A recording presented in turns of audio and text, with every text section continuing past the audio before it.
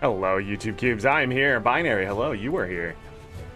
Welcome, everybody. If you weren't here for yesterday's Dragon Bash, go check out that episode. I speed ran it. It's not a very long VOD, as I just quickly got the Dragon Bash done, went over the stuff. There wasn't a lot to go over. Even I went to go watch other people and things like that. Yeah, I'm pretty sure I covered everything, at least for the vets. If you're a newer player, there's a lot more to the Dragon Bash. I suggest looking up things that will help you with that here on YouTube. Muckluck is a great source of Get to the Point if you want to go check that out. I also watched his VOD yesterday. He also went over Jade Spring, which was not expected, but he seemed enthusiastic about it, but he won't be playing it. We will be playing that tomorrow. Jade Spring is a Guild Wars 2 fan game. It is not made by ArenaNet. It is simply a game I want to check out, and we'll see what it's like tomorrow and that kind of stuff. We're doing double duty today, just to let those who are here live know what's going on. I'm going to do the Janthir Wilds review today. This is part 12. It's all in a playlist if you want to check out all the parts. Sadly, it's only 12 parts. We'll get to that, but when we're done here today, I don't think this is going to take that long. We're going to jump in. We're going to start by doing dailies because there's stuff to talk about. I intentionally did not do my dailies last night. For any reason, anything, we're going to do those today so I can explain sort of how the landscape has changed a little bit between even Soto and Janthir Wilds, but pretty much how nothing has really changed at the same time. I need people to understand that as a vet and as these expansions come out, there's good things and there's bad things, and the bad things usually are the lack of things. So I think the dailies are a good showcase of that. So we're going to start by warming up with that a little bit. Did I say hello to you, Chaz? I don't think I said hello. Hello, Chaz. But anyhow, when we're done with this today, we're going to go play some more Balatro Pokemon because I'm addicted. I'm addicted. That's right. To Balatro. Finally. It's mostly because Pokemon adds a lot of fun to it. I'm turning up the difficulty, and I'm actually losing. What? Yeah, we'll do something fun today, though, I feel. And we'll play more on Friday. We might play more tomorrow with Jade Spring, depending. Also, it's 1 billion degrees in this room, so bear with me as I might start sweating, and hopefully it doesn't go through my hat. How my arms doing? Oh, it's not good. Let's not lift the arms too much. All right. Let's get started.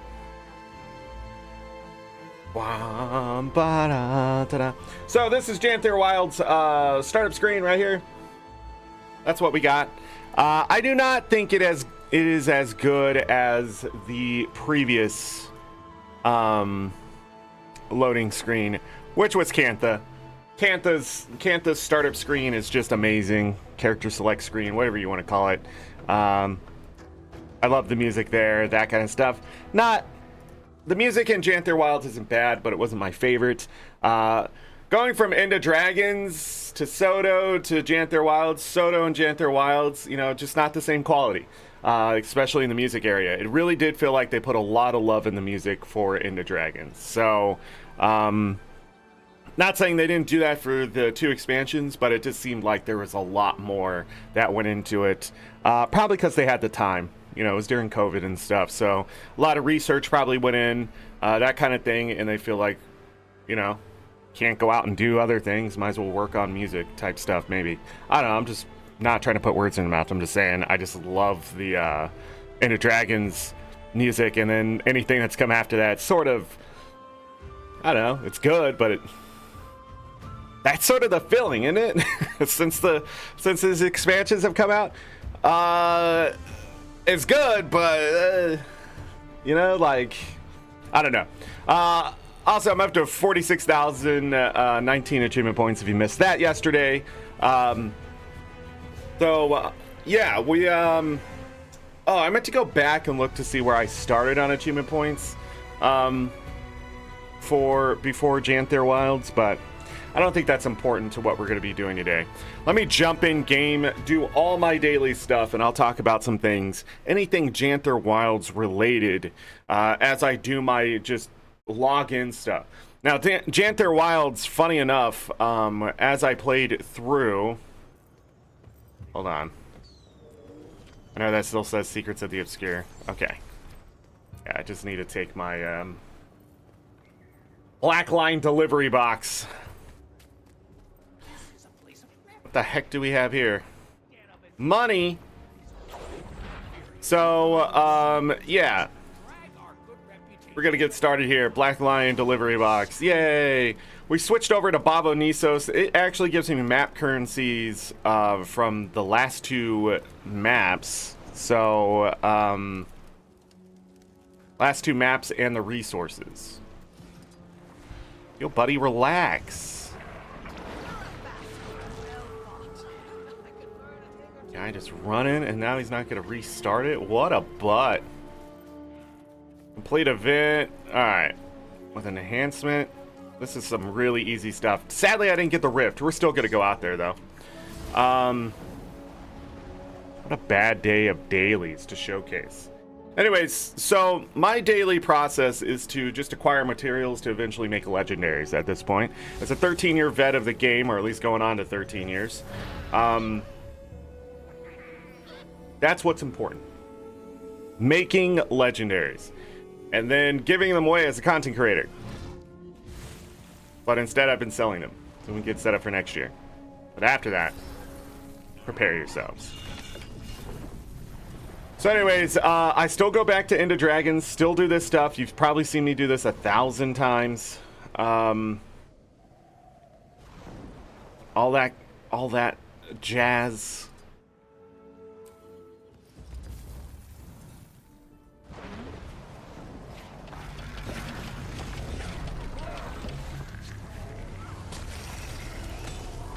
Oh, he used his gravitation well. I wasted my CC on that. We're gonna get pulled out of Reaper Shot just as it dies. That was amazing. That guy actually had DPS. I wasn't prepared for that. I think I left my Janthir Wilds on essences. So I was doing essences just to convert the essences, but now that they're a wallet currency, I don't really care about that anymore.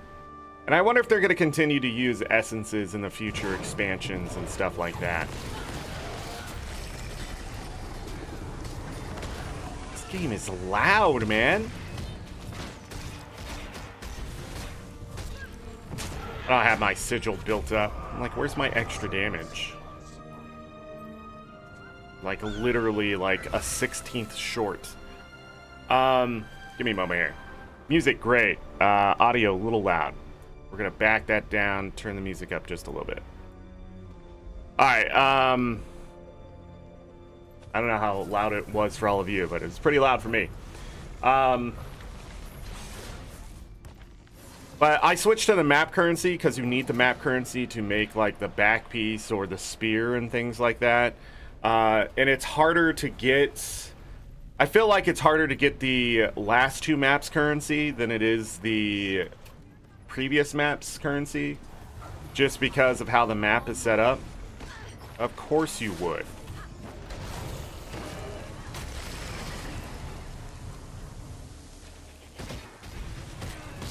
Great game you have here, ain't it? Why are you not switching to this target?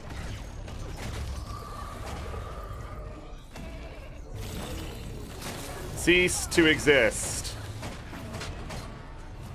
Jesus Christ, man. Sometimes you just want to kill something. Alright, what do we got? Resources. I'm not going to mess with the dailies at all, it doesn't look like, except for here in a moment I am going to go and yeah, but I had essences on for a while. I might move back to it if I ever want to go back and finish the other two sets of obsidian armor, or even the finish up the other 4 parts, but I just highly doubt it. I just highly doubt it.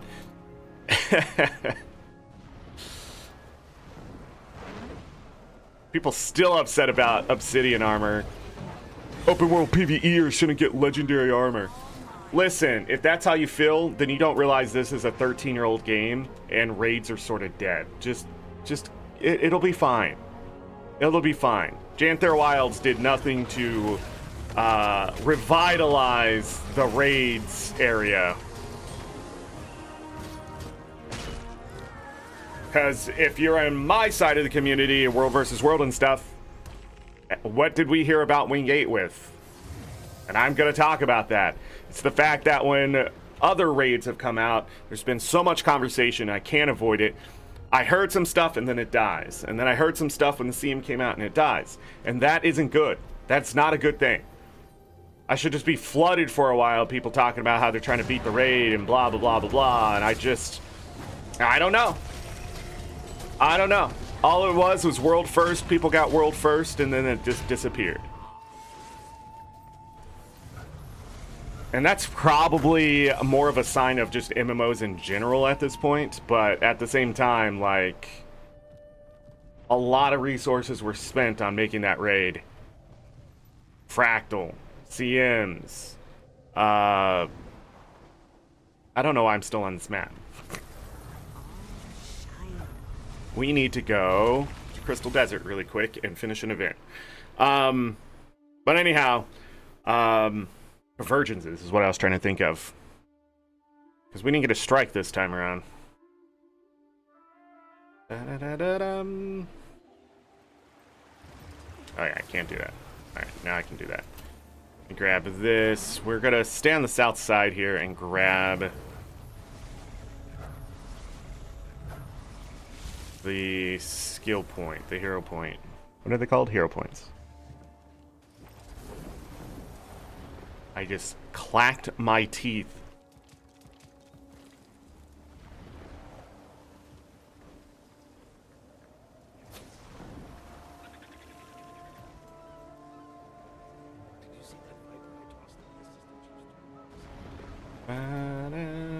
Can there be garlic in desert vegetables? I think so, right? It's one of the main things you're supposed to get. Oh, yeah. I should come back out here for some garlic.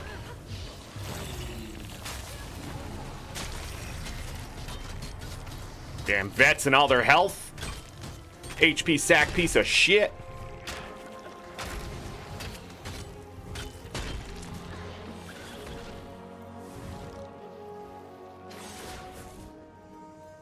I liked Path of Fire. I feel like it still is Path of Fire when you come and play it. HOT, all the big expansions still feel like themselves when you go play them. When you go back and play like Soto or Janthir Wilds, it definitely feels like Living Story type maps and stuff.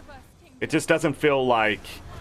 It feels like so long ago type content. Versus when you go back to these, like, you actually feel transported back to that era of Guild Wars 2. I don't know if that's making sense. Are you kidding me?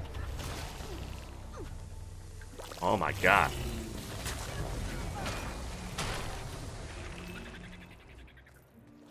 Alright, buttface, let's do this! Oh, my crap is on cooldown. No! Whoever thought of the condition slow, please stop making video games.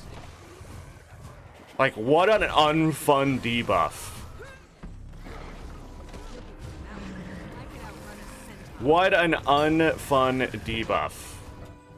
Alright, that counts as an event. Change maps. Hold on, I can take advantage of this. Gotta be quick. Forget that wood.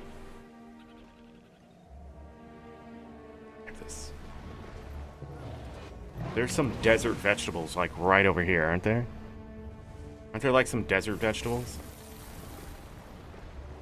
I know about the mussels. Right here? Yeah. Yeah.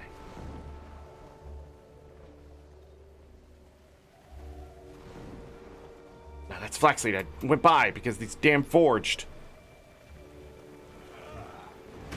Where is it? Oh, right here. Bro! go. Leave me alone. God, man, this game has the biggest aggro just for no reason type shit. And lentils could be good. Lentils could be good. Lentils are still a great way to get research notes, in my opinion. Okay. Switch maps. I bet that was Orichalcum, too. Nah, it's still Mithril. What do we get? We got the Flaxback and the Desert Vegetables.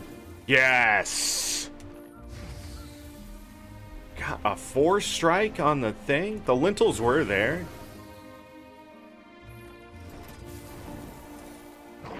Funny enough, this is the map that got me banned. By doing what I just did. I'm pretty sure I got world first when I saw the new raid and went, oh boy, content I won't enjoy. Dang! I think the new raid wing is okay. From everything I've watched and that kind of thing, it's a raid wing. I think too much stuff has oriented itself. The lines have blurred. So just in general in Guild Wars 2, I feel like the strikes, fractals, raids, all the lines are getting blurred. They keep trying to put story in strikes and fractals. That's beyond like a quick 15-minute thing.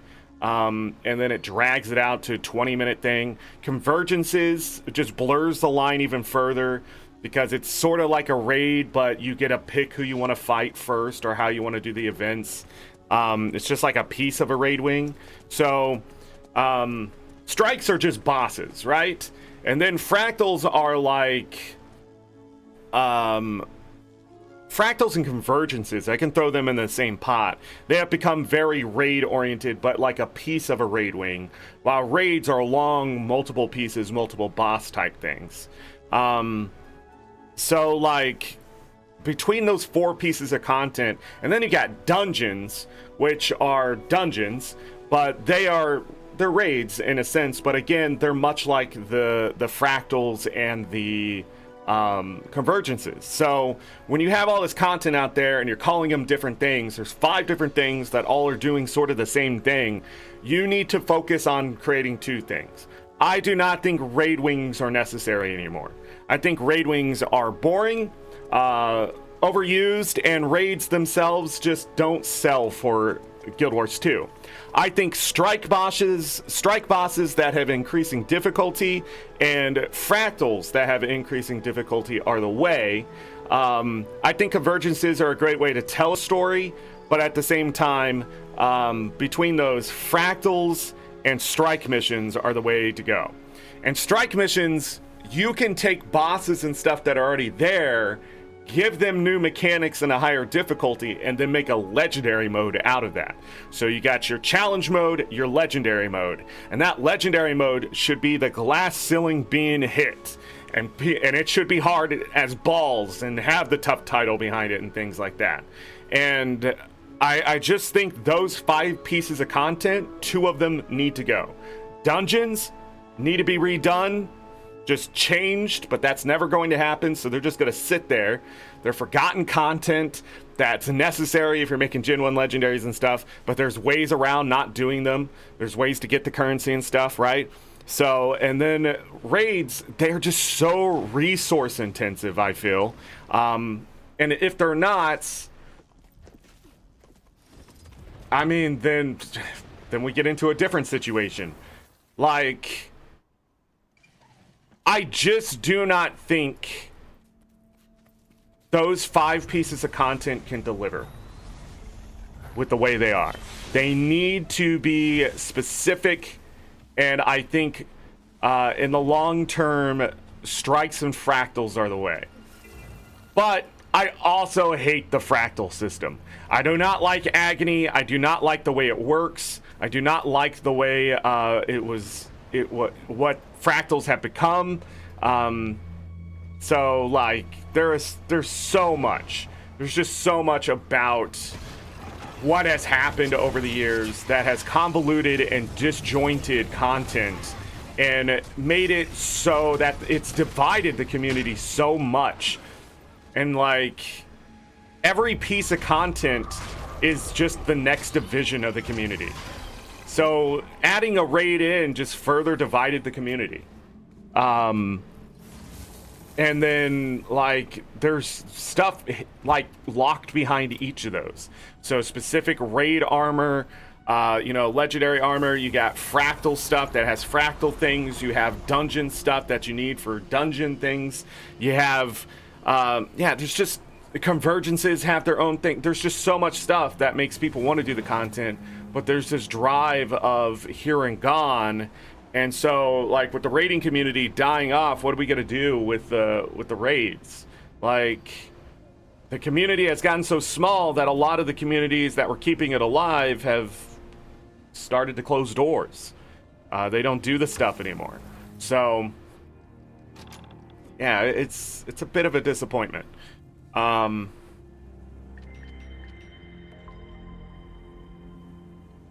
Yeah, I don't know what else to say about that, but yeah, let's just go to the guild hall.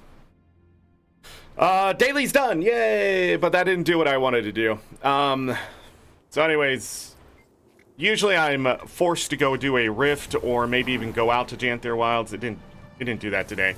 We didn't get any guild hall with Janthir Wilds because we got our homesteads, which are just personal guild halls. Homesteads are huge. We're about to go there after I do a few other things here. The other thing is there's still dailies and stuff like, I get Cantha extra loot from doing the guild hall in Cantha. There's still like Vista Viewer in Cantha and stuff like that. None of that daily stuff ever changed over for Soto or Janthir Wilds.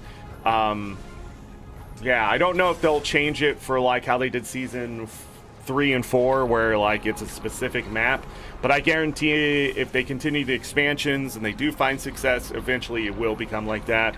If there's a daily system added in, it's going to be like, oh, go do Soto or go do Janthir Wilds. I also realized Janthir Wilds, like JW, is not easier to say than Janthir Wilds. Heidi, hello. No, you have not missed it. This is another reason why I'm doing dailies, is to make sure people that want to catch the full review, they have time to get in here. Because I am starting a little earlier than usual. I only got 4 garlic in that. That's dumb. This is dumb. Let's go Drizzlewood really quick and check out materials. Silk, Mithril, and Elderwood still worth getting rid of. And maybe Gossamer, depending. But even the new... we're not going to talk about a lot of the quality of life stuff today. I will touch on stuff that I remember. But there has been a lot of quality of life stuff added. And...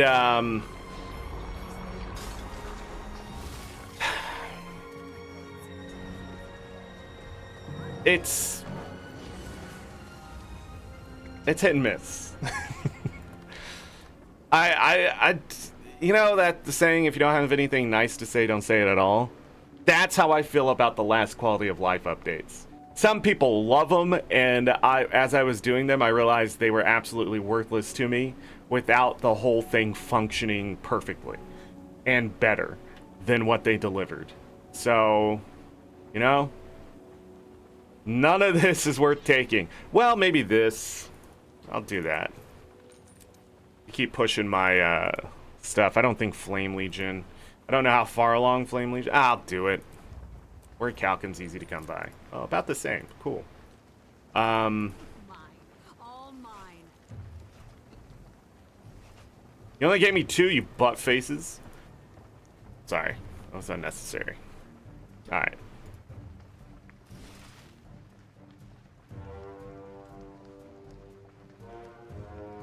God, Iceberg Saga, just... I wish they would go back and finish it the way it should have been finished. Our agents just sent word. There's an enemy tribute nearby. Take them out.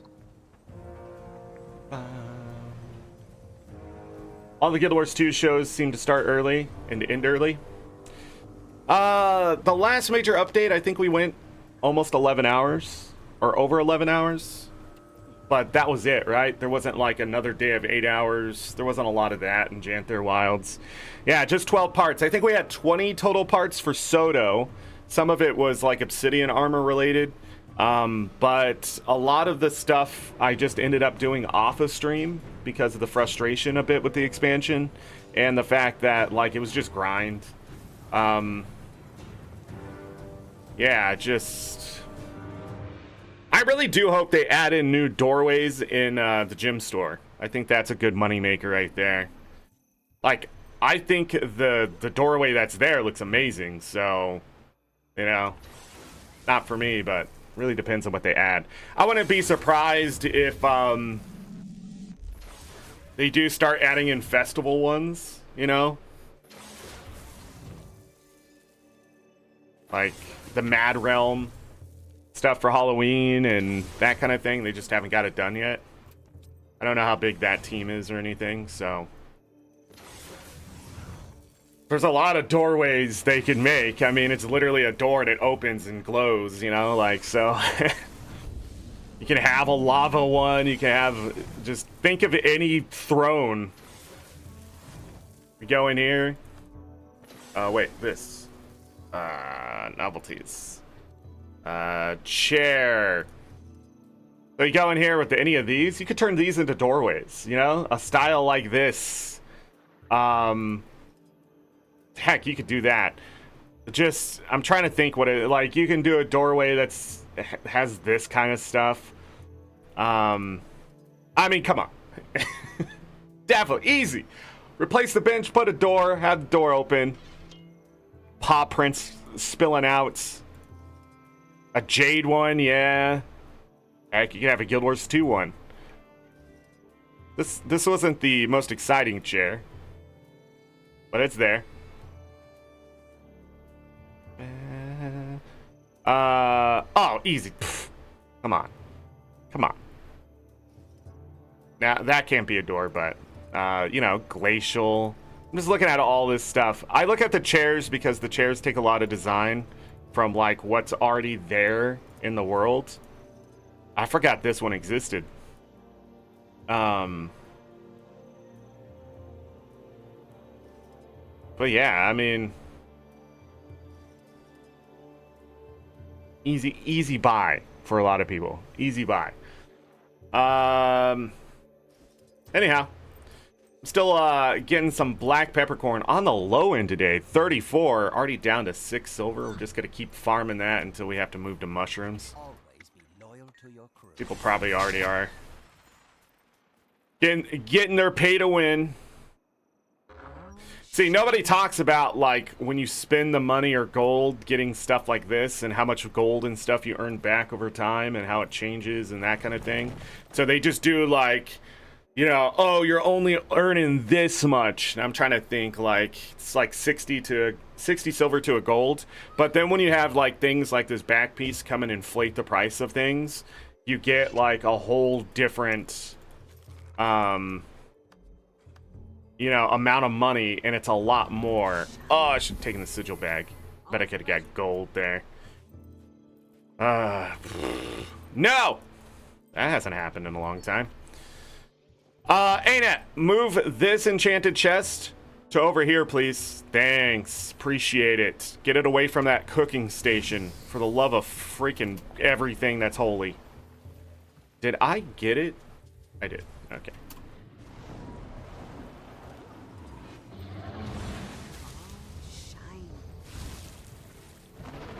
I'm already done doing the shadow fruit. Only did that for the first few days. The money was good. And then it died completely. It was pretty much, you know... Is that like...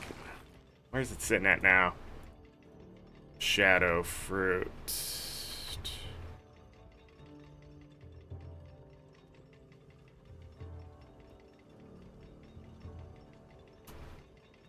Fruit. Oh, come on, ain't it? Fruit of the Shadow, I'm sorry. Yeah, they're 8.5. I was selling them at like 33 gold a piece still. And then I stopped. Now, at this price, you might not get your money back. So, You'd have to get at least 3 to break even. Yeah, it's not worth it anymore. Which is weird because it costs 25 gold. You get 2 to 4. So at 8.5, it's, 16 to 32 gold. Yeah. The only reason you'd probably do Shadow... In fact, it's probably more cost-effective now to buy the Shadow Fruit than it is to actually grow it yourself. So, and that happened really fast. Okay, there's my home instance. Ooh, 2 cinnamon sticks. More money for me. Alright, we'll open all of that. Okay. Break this all down. Oh, I got 50 of the piles of sand. Nice. We're still running out of this. Not so nice. This is all bank stuff. Sell that.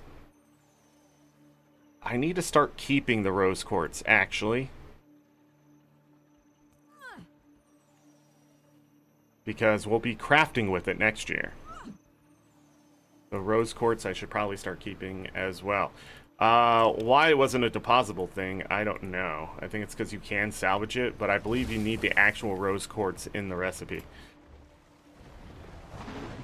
Let's think here. That's all done. Home instance is done. Guild Hall is done. I'm actually going to bring this character back to Arborstone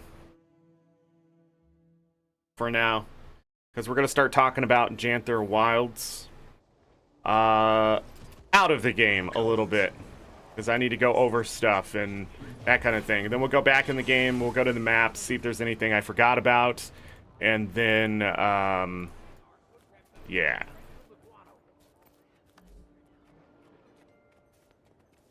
Bam, bam, bam. Okay, I gotta do this really quick too. That's part of my daily rotation. That's it. That's all I do for dailies. But usually there's some rift thing. If it's to complete a heart, I go out to Janthir Wilds, buy the heart. If it's to do a rift, I go out to Janthir Wilds and get the hearts to buy the heart. So, yeah, we're gonna hop on my warrior really quick. So we have some music in the background. And then we are going to bring up this. I know, it's a little blinding. I don't have the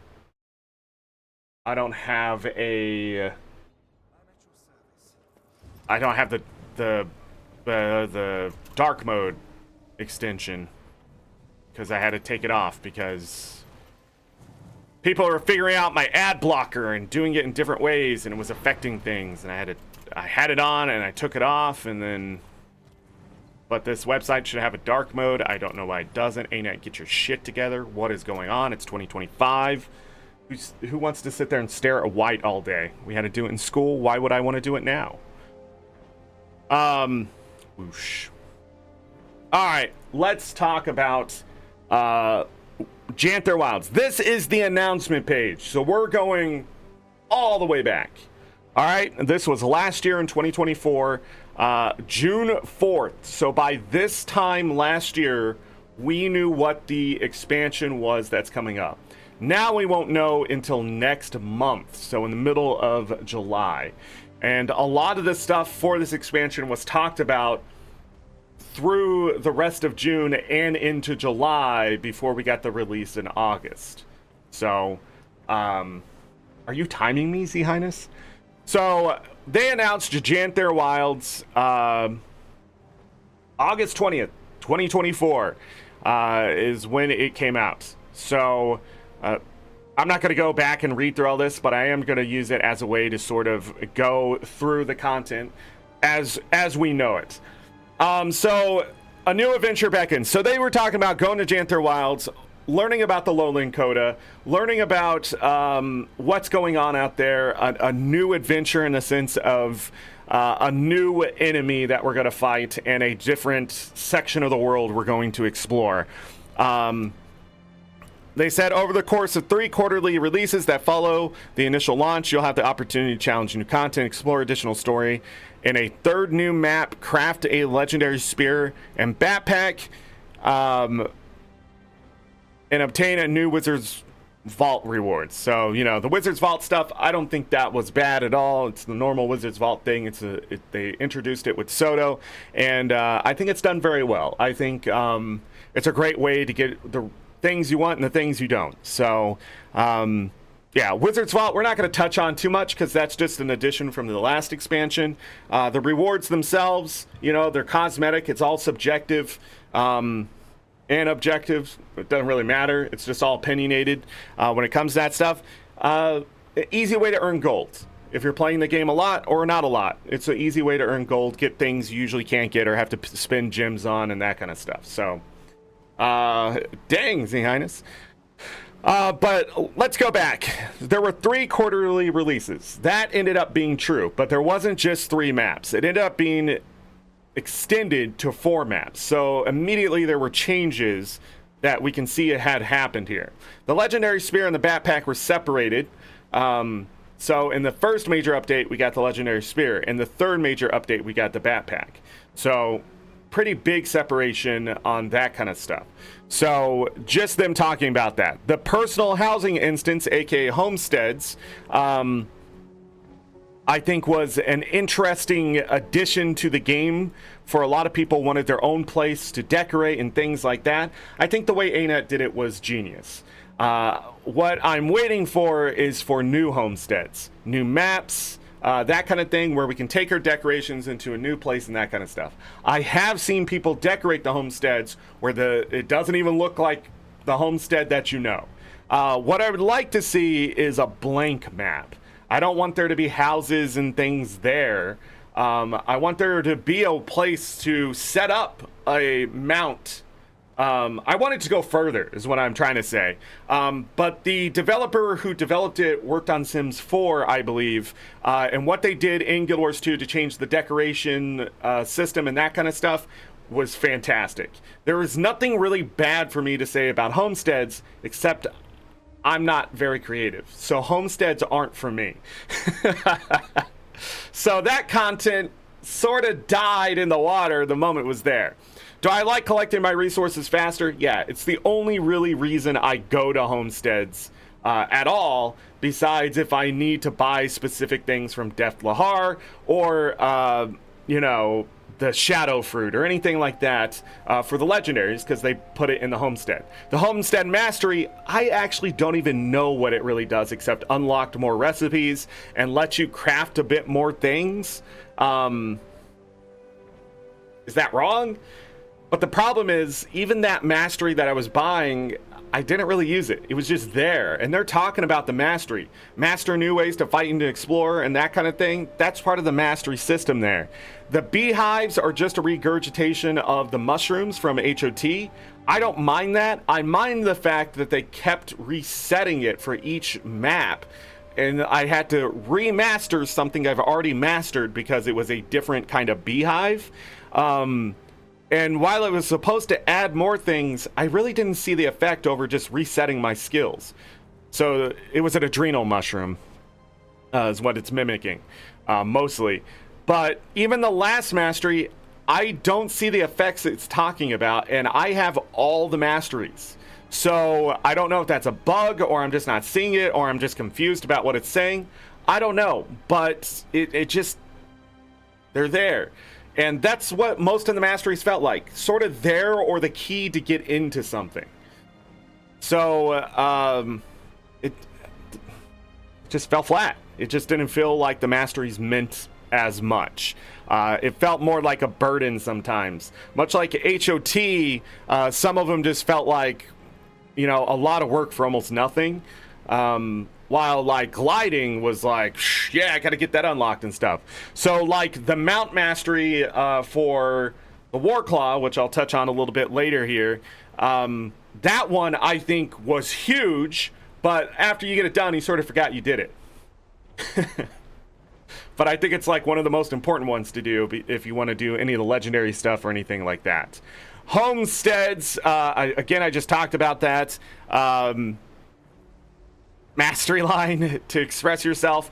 A lot of recipes have come back to buy if you've already, a lot of them that are already unlocked for the guild hall and things that you can then get for your personal home instance and stuff like that. I'm not going to walk back through the homestead. It is very big. You can do a lot of things with it. It has its own fishing spots. It has its own crafting station. You can get access to a bank. But there is no merchant you can sell to. There is other things that you really can't get a hold of without leaving the homestead. So it's not a do-all personal guild hall in the sense of there are things you can do in the guild hall, like find a merchant or repair, repair your armor or whatever. What is it? What am I trying to think of? Reinforce your armor. That kind of thing. Okay. Got it. Boop. There we go. So, yeah. Yeah. It just took a while for this stuff to work too. I remember it was buggy when it came out. People, like, I was doing the poor man's glyph exchange and stuff, and it, like, what was happening is people would go harvest nodes with the system, and they weren't harvesting all the nodes because the system would get backed up. And all the stuff on your right side of the screen, so it had to disappear before it. I had no problems with it because I was taking time between each one. It gave time for the system to keep up.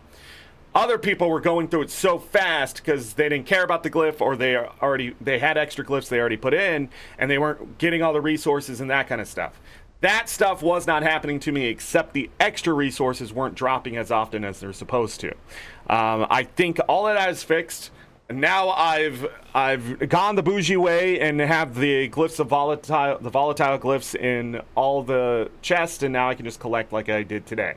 That's another reason why I want to do dailies today, to show you just how fast it can be to go through your home instance and that kind of thing now. I think Homesteads is just a better, improved home instance.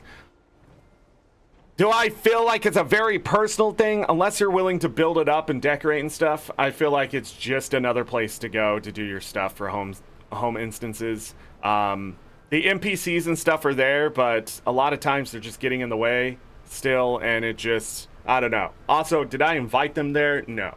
So I felt like more control over your homestead would be great. This giant building we inherited, I just don't know what to do with it. That kind of thing.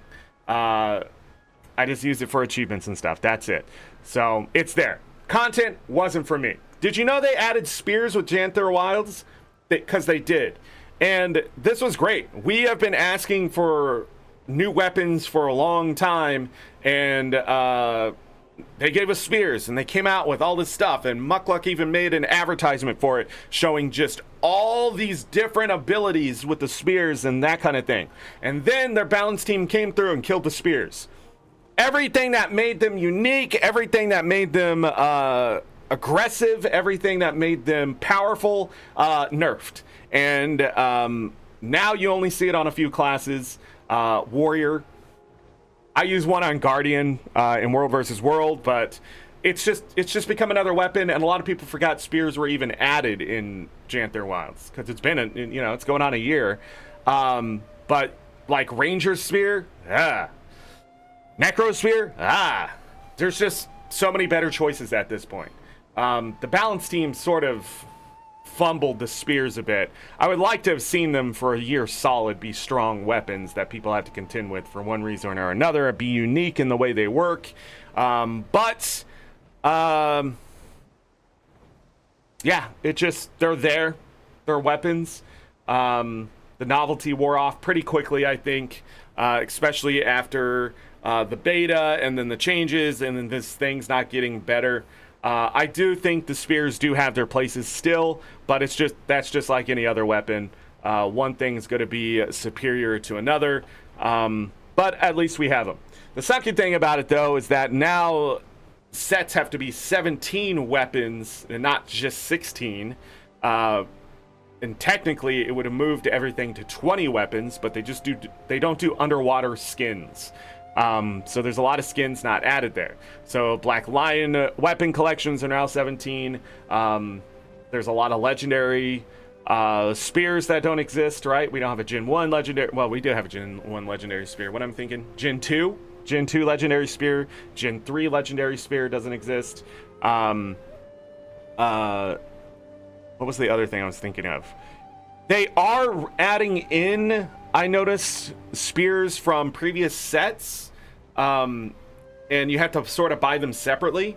So I did notice they are doing that. So a lot of the skins are coming back. Some of the lost skins have come back through rotation. So what you couldn't acquire previously is now actually available. But other than that, spears, pretty good. Just sadly, they couldn't stay good for very long because competitive modes, more than likely. Raids and encounters. So we got a new convergence. We got a new raid wing. We got a new fractal. We got a lot of mediocre content because of all of that. You can't do a raid, convergence, and fractal and expect any of them to be outstanding, let alone the PvE open world to hold up. That is a lot of shit that they threw at us, in all honesty. They needed to pull back and decide raid or convergence, first of all. I would have actually chosen raid over the convergence. And then they needed to choose whether the fractal was even worth working on or just something they could have thrown in at the end, right? What we ended up getting was a lot of content that, one, I'm not doing the raid, so I didn't enjoy it, and so many other people didn't. So there was a lot of work put into something for a very small group of people, and even smaller so, because not everybody's getting the expansion. It was such a drain on resources, it feels, is that raids were exciting and gone so fast it was a flash of fireworks. Now those communities are going to scream, yell, and kick and just throw stuff at you and tell you how great raids are and how the CM and the legendary CM, right, and legendary mode or whatever. They're going to tell you that stuff. But I will tell you, I don't know what's in the raid besides the 3 titans we already faced and so much other content, and then just got regurgitated with new raid mechanics that we've already seen before for the most part. And then after that, what? And then, like, all legendary mode is finally highly tuned, which is going to get trivialized here if it hasn't already. Like, they've already had to reset the legendary mode titles because of bugs and things like that. I feel like it's just a drain on what it is. Convergence is included. I think if they stuck with one or the other, they could have been fine-tuned better. I think it would have been a better experience. But just copy-pasting the content in 2 different ways and then hiding minis and titles and legendaries and meta achievements behind the challenge modes and stuff. What the fuck is that? Like, people don't want to play that. They don't want to play it, and you just divided the community further. So you divided the community with the raids, you divided the community with these challenge modes and the convergences, and you continue just to pull the population apart, which is the worst thing you can do for these expansions. You cannot spread out your community too far. Yet they did it 3 different ways here because they eventually gave us a fractal. And we're going to get the challenge mode here soon. If not, if we didn't already get at it, I don't remember when it was coming. Next week? I think it's next week with the balance patch. I just don't think that's a good idea. I think it's a drain on resources. I think those resources could have been... I would rather have had a better story and a better boss encounter and a climactic end with maybe even a cliffhanger or just something that felt like I accomplished something in the story than raid or convergences or fractals. I just do not think the resources put in are going to matter here in a year. And that is extremely important to these expansions. How do I keep getting people to play them? But if they're already a dying duck, why are you keep trying to fluff its feathers? You're not going to get any more out of them. You need to create things people want to play and not just play and be done with it because it's there. Like, these things have to be fun. And sadly, challenging hardcore content just is not that anymore. People are tired of seeing it. The days of Dark Souls is over. You even seen it like in Night Rain, the just people mad. And it's like, what'd you think was gonna happen here? What'd you think was gonna happen here? It's one thing when it's a single player challenge. It's another thing when you have to rely on other people in the MMO to get something done. And I can tell you the challenge modes for the convergences aren't hard. But I didn't feel like going back into the convergences after the first few times I do them because they take too long. All this shit takes too long. I have to give up so much of my time to get anything back that is better to go play any other content, even past content, and get better rewards or past rewards that make me feel good about doing that content than the new content you're releasing. The new content releasing is 20 minutes of my time guaranteed, and I just don't feel like anything I'm getting matters because I'm not going for that stuff as a veteran anyways. Get your little mini drop. Let me tell you about these mini drops and these weapon drops and that kind of stuff. Everybody complained and whined about that stuff. I never cared about it, but at the same time, getting one green mini takes so fucking long to grind. What's the point? I don't want to kill the bog queen 100 times to not get the mini. Yeah, you upped the drop rate, but then you threw something else behind it, didn't you? Like, I just don't get it.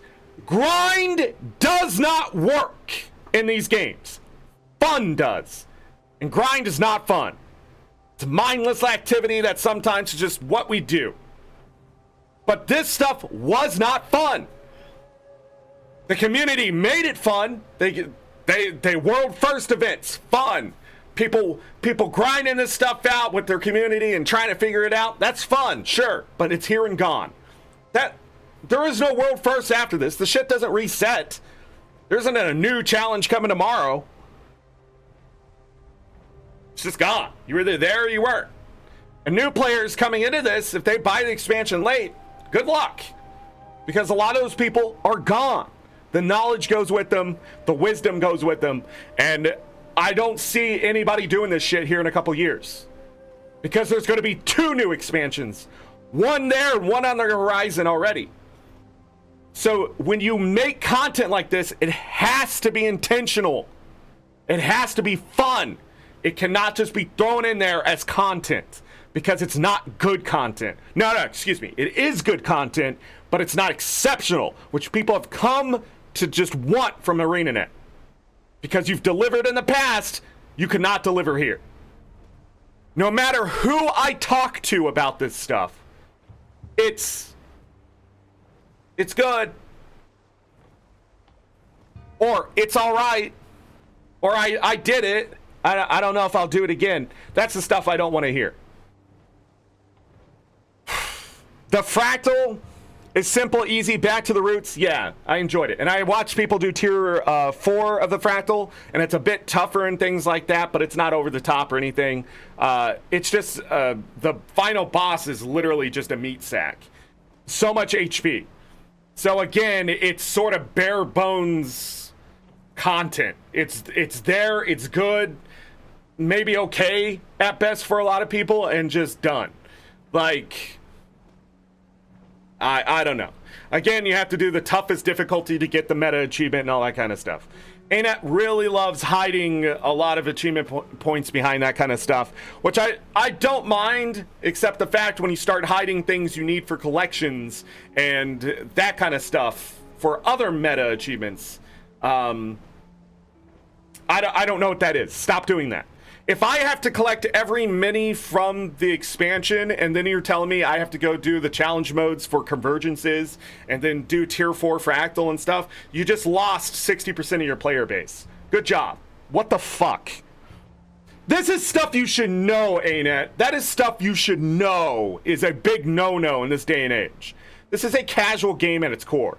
I went back and helped a guildie and friend with their story for the last achievement of not being downed in the final instance. And I soloed that. And I almost lost that achievement, but I got it first try. I'm a 13-year vet. I shouldn't be going down in these fights. I should be able to read what's going on. At one point, I didn't even know what was hitting me, though, because the amount of spam and just nonsense that's happening in the game and just a visual clutter. When I went back, 3 extra people went in, right? And we downed those enemies so fast that they didn't even have a chance to do their wild attacks that they were doing in single player. The balance is just beyond wild. It was chaotic. Going from solo is impossible to 4 people is too much is just wow. There was no chance. I don't know what it is. Are you trying to make people who are playing the game by themselves struggle? Or, I just, like, man, I even had to type in LOL because it was so easy. I just remember saying these fights are hard and then seeing other people say it's easy, and I realized they weren't playing by themselves. Because if you even brought in one other person, things just died fast. Too fast. In fact, we thought we bugged the instance because we killed the shadow creatures too fast. But we had to walk all the way back and walk all the way to the thing, and it set it off finally. I thought maybe like there was a shadow creature that was stuck somewhere and the bar was lying. I don't know, but you can't trust those instances sometimes. All right, away from instance content and that kind of thing, it's just let's talk about the Warclaw. The advancements to the Warclaw, love them. Every bit, everything about them. My biggest problem with the Warclaw is it just wasn't vertical enough for the maps that were given to us. They're fast. They were digging up stuff. If you got the masteries done, they're fun. They're great. If you've been using the Springer to continue to break the CC bar and not your Warclaw, you're playing the game wrong. If you have your masteries and everything for the Warclaw, you can break the bar twice as fast as you could with your Springer now. So, like, they are the bar breaker. I do like the mechanics of using the Warclaw in big meta battles and stuff, but the problem is I feel like it was sort of overused and sort of chaotic when it happens. So there's usually a lull and then it's like get ready to mount up type thing, but sometimes you can mount up and you just watch the people as you're doing the things and avoiding the stuff or whatever. You're watching other people die because if you get off your Warclaw, you're going to die too. So like the mechanics themselves sort of work but also didn't work, so it's a little hit and miss there. But I do like the idea of being forced into your mount to go do something as a mechanic because I find it was more interesting when that stuff was going on. Now just running in a circle though, that's boring. Make us do something with it. Make us tear down something like when we had to tear down the gates. Make that part of the thing. Like everybody get their Warclaw, tear this down, now tear down the big one and it falls down on the enemy. That would be great, but you're so close yet so far. Instead we just chained them and ran in a circle. Like that is the potential I see in Guild Wars 2 day one of when Guild Wars 2 came out. It's just like, oh, look at these epic awesome battles, and yet nothing is working with the mechanics here. So I like it, but it's just good. Again, it's just good. But I think the Warclaw is great. The updates to the PvE Warclaw, 100%. The ability to like hop in the air, I find that fun. I find it much more fun to use a Warclaw than the Roller Beetle, for sure. And the Siege Turtle. You just feel so fast on the Warclaw, and then you're like damaging things, and sometimes that's a little annoying where you accidentally hit something and puts you in combat and stuff like that. But like at the same time, going around digging up treasure and stuff with your mount, it needed to be there for a long time, and we got it. I'm trying to think of anything else. The Warclaw, the skills provided in World versus World. The Warclaw in World vs. World is extremely divisive. But I'm glad the sniff stuff was sort of separated out and that kind of thing from enemies and walls and that kind of thing. I've noticed more recently commanders in the last few months have started to use the Warclaw to figure out where, you know, which walls are damaged and things like that. Where's the enemy coming from? Where's the enemy hitting me from? Without having to go into a tower or keep or something like that. We can just do it as we run by. I do think that stuff is nice. I'm trying to think. I think that's it. Yeah. So the Warclaw. This was exceptionally done, I feel. Just a lot of great things about it. I wish they just used it a bit better in the open world gameplay and even story. But story did go a little further, as you had to run around rocks and things like that a certain way to get the chain to like sort of get so much tension that it pulled. Now, physics-wise, that isn't how it works. But I know what you were thinking, but it has to be a what are those things called? I'm thinking trolley, but that's not it, right? What are those things called? Where the rope goes through it and then you pull. You can't. No. But I get what you're aiming for. Little immersion breaking for me because I know how the physics would work. Actually, if you had us wrap around trees, those would have worked because trees have give and flex. Rocks chip away and not the same. Or the chain would have just broke. It was just straight out. The friction would have been too much and goodbye. You had to use something that was either softer than the metal that I was using, and the magic, I guess. I don't know if it's a magical chain. Maybe that's the difference. But anyways, I thought that stuff was cool. Again, Warclaw, fantastic. How we got the Warclaw? I'll let it slide. Because I do think it's fun to raise animals and stuff like that. But I also already had my Warclaws, so... You know, that's the other thing I'm missing from these expansions. As a vet, I already have some of the stuff done when it's released, too. So again, it falls flat for me. I get to miss content and sort of get expedited into new content, but at the same time, it's not delivered the same way as a new player. So, I don't know. That's the other thing about these expansions. It's a little weird for vets and new players. Push game mode, I wish they didn't do this. I'll be honest. I don't think this is where they need to focus their development of PvP. PvP is already there. They already have game modes. They need a balanced team. The balanced team they have, it's not working. We need actual balance to the game. We have veterans that are so good that if you leave the instance, you die. You go play push PvP, and they're still there killing people instantly.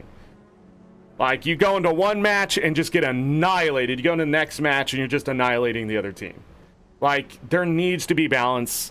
The idea of push PvP, I think, can be very effective. The idea of sort of escorting something to the end or whatever. Overwatch, if you've seen that, Final Fantasy XIV put their own version in. I'm sure that's why ArenaNet wants to do their version. But PvP, dead game mode for a lot of people. Dare I say a majority of the game doesn't even care about the PvP itself. World versus World, I think, is more cared about than PvP. But even so, the competitive modes need a lot of love. And where the resources are being put in for this, I don't think it's developing a new game mode. I think it's a better idea to get more developers to help with the balance and figure that shit out. And separate it out from PvE if they have to or whatever. It is a lot of work. I understand that. There's a lot of math that needs to go into it. Hell, I don't even think 10 new people could fix Guild Wars 2 at this point. But I do think a few new developers in the idea of balance would really help the game mode come alive from where it is. Because right now, it just feels like it's a maintenance mode. With that said, there has been some changes in World versus World. I don't remember if one of these will cover it. But those changes, the aligned system, that kind of stuff that has been developed, the new population changes, now inactives don't count towards things. My team is stuck in tier 1. We are the number 1 seed because of the people they matched us with. Right now we're facing the number 5 seed and the number 2 seed. That's why they went through the ranks so fast to us. But that's just it. They need to fix the tier system. I do not believe any team should face each other more than once in an entire matchup.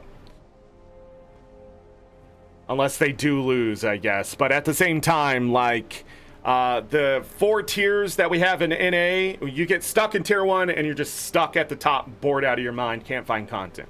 Tier 4, you're stuck at the bottom, getting your ass kicked all the time. There is content, but good luck getting anywhere. Like, they need to switch it up, because sometimes even the person stuck at the bottom, they're just facing the one group that's just absolutely annihilating them, but then they intentionally don't win or whatever. If they could just be pushed out of tier 4 all the way up into tier 1, right? But think of it as a horizontal thing. I have, team 1, team 2, team 3, team 4, right? And the top just moves to the right, the bottom just moves to the left. That's it. And then maybe there are some cross things and some other ways you can do it. But pretty much if they had more like a Swiss tournament style too, that would also help. If they had just anything else than what our tier system is for World versus World, that's what they could be working on instead of this push PvP. I think that's extremely important to figure out. So in the future, and even so, if you already had the Swiss style, you could have winners, quote unquote, for World versus World. The team that wins all 4 of their matchups would more than likely be you get extra points for winning type stuff. But with that, we have push PvP. It's there. I played one beta, but not the next. That's the other thing. I just didn't feel motivated to go in there because the first time I played push PvP, there was a lot of fun stuff happening, but the same shit that pushed me away from PvP is still there. You either have the best team or the worst team. And a lot of times people feel like they're on the worst team. But believe it or not, a lot of people sit at 50-50. You win half the time, you lose half the time.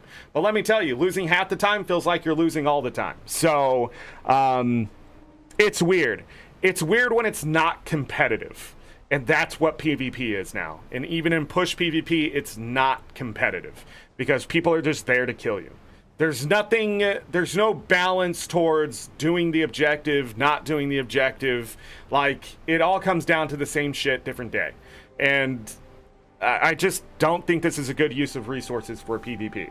Now, maybe they just have extra developers they need to use somewhere, and they got a lot of development they can do for PvP. But again, I think things that are already there, maps that are there, could be further worked on and changed and that kind of stuff. So yeah, they also need new player onboarding for PvP in general, competitive modes in general. When you're a new player going into these competitive modes, if there's no sort of ramp up to that kind of stuff, I think they already have in PvP to rank 20 or something like that now. But it doesn't matter. It's still not enough. You need to teach the player how to be competitive. In World versus World, you're bringing in PvE stuff into a competitive mode. Skills change, but equipment doesn't, and it's really important for people to have best in slot for a lot of things. I don't think people realize that even 150 extra toughness makes a huge difference in a Zerg. So, having reinforced armor, having something that gives you toughness, like the maintenance station, I forget what it's called, having a good food is also, having that stuff makes a difference when you're facing people that are min-maxed. You have to be min-maxed. It's a 40 to 50 man fight every time that Zergs clash. If you're less than 40, you're on a handicap and you're probably going to lose. Not every time. If you see the boys out there, they're just running people over with 20. That's the way it is. But again, I just don't think this is doing anything. I like the idea. I just don't think now's the time. I think there's so much other stuff that needs to be worked. Also, Guild Wars 2 went to Epic's Game Store. I forgot about that. Let's talk about the first update. Oh, I'm all the way at the bottom. What the frick? Is that going to do that on all of them? Whoa. Okay. Oh. Sorry. Oh, that's right. I have all of them sitting here. Let's go to the first update. First major update, Godspawn. So we learned about the Titans and that kind of stuff. The story, pretty okay, that kind of thing. I haven't talked about the story at all. Coden, Lowland Coden, I didn't really enjoy him. I feel like the slow talking and things like that really didn't do anything for the game. So let's get into the story a little bit. The first part of the story is boring to a lot of people. I love the hell out of it. I love the lore. I love seeing the characters I haven't seen. I loved getting the world is alive and still working and things are changing and that kind of stuff. It was needed. We needed it as veterans. We needed it as players. If you didn't think we needed it and you just wanted to get to the fights and play through the story and get your rewards, you should just go play mobile games because you're missing out on a lot of great things happening with the characters. Now, with that said, from there, we sort of just and then plateaued. A great start is what ArenaNet is known for. Bad finish is also what ArenaNet is known for. The last time we had a good finish to an expansion was probably into dragons, but a lot of people were like, oh, she didn't have to die, blah, blah, blah. Listen, the previous expansions, Path of Fire and Into Dragons, did fantastic to end the story. I think it was great. That last fight in Into the Dragons is still one of the best experiences I've ever had in Guild Wars 2, okay? With Aurene just being like, here's all my power, let's go swinging. And you're just beating the shit out of each dragon one by one. Loved it. Everything is great. Sorry for spoilers, but that's what we're here for today. I hope you expect it. Hold on. Let me turn this on, which you won't be able to see. If I do this really quick. Spoilers possible. But anyhow, but then if we talk about Living World stuff, you know they're hit and miss, right? So Soto, great start. We get this new world, blah, blah, blah. Way too much happening in the story there. There is so much lore and crap just thrown at you. It's insane, right? And then the ending just sort of ends. You know, you did have a big fight and stuff, whether it's in the meta or the story. It was an okay ending for the most part for what we got, but it also felt rushed. It just everything starts to just like get pushed forward and then it's done, right? Like that's the feeling I get a lot of times from Living World stuff when the story's going on. There's just suddenly you're just getting shoved out of the story, so it's done. That's what happened here. I have no clue how you can have a lot less content in the story and still do the same exact disjointed thing. What? Okay, Titans are here. They're all powerful, blah, blah, blah. Get to the next part. Oh, man, we got to figure out this big bad Titan, blah, blah, blah. You get to the next part. Titan's dead. You get to the next part. They came from this place. Like, that's what happened. That's what happened. That is like the most generalistic way I could say it without spoiling everything. But let me tell you, the story was just good at best and okay most of the time. And then there was a lot of dialogue, a lot of story writing, but the story just don't make sense, ain't it? What is going on? How can you take something from Guild Wars 1, rehash it before, rehash it again, and then bring it into its full fruition here of Mersatin Titans, right? And bring it here, even with the Scepter of War. You just redid Guild Wars 1 for the 20th anniversary, it felt like. But then you just tell a story that makes no fucking sense at all to what we experienced in Guild Wars 1 or as we're playing. So you're going to tell me Isgarin had been to the Forge before and didn't shut it off or fixed what we broke in the first game? Don't make sense. There's so much that don't make sense here. You're going to tell me the Titans needed a soul to blah, blah, blah, but weren't the Titans created from lost souls, sort of like what Gorseval? That's why we ended up fighting a Gorseval. It was other Masat souls that came together to, like, revenge. That if you're confused about that meta boss and stuff, we'll get to that. It doesn't make sense. None of it makes sense. You're telling me this Titan consumed the city and then started making other Titans or lured people in, but the White Mantle were able to get into this magically sealed place because there was an earthquake somewhere? Oh yeah, and all those books sitting around, when you start reading them, you realize they're written by different people. If they're not, then they have dissociative identity disorder, much like myself, because I have no idea what the fuck they're talking about. There are so many just lore books sitting around. I don't think there's that many lore lovers. I think it's just a few content creators that are going to read. Like Lorenity loves the lore and stuff like that, but I feel like she was sort of bogged down by the amount that was there. Also, it gets very convoluted. Yeah, even when she's explaining it, that I'm just like, the writing isn't as good. The writing wasn't where it needed to be. And the direction of the story just did not make sense.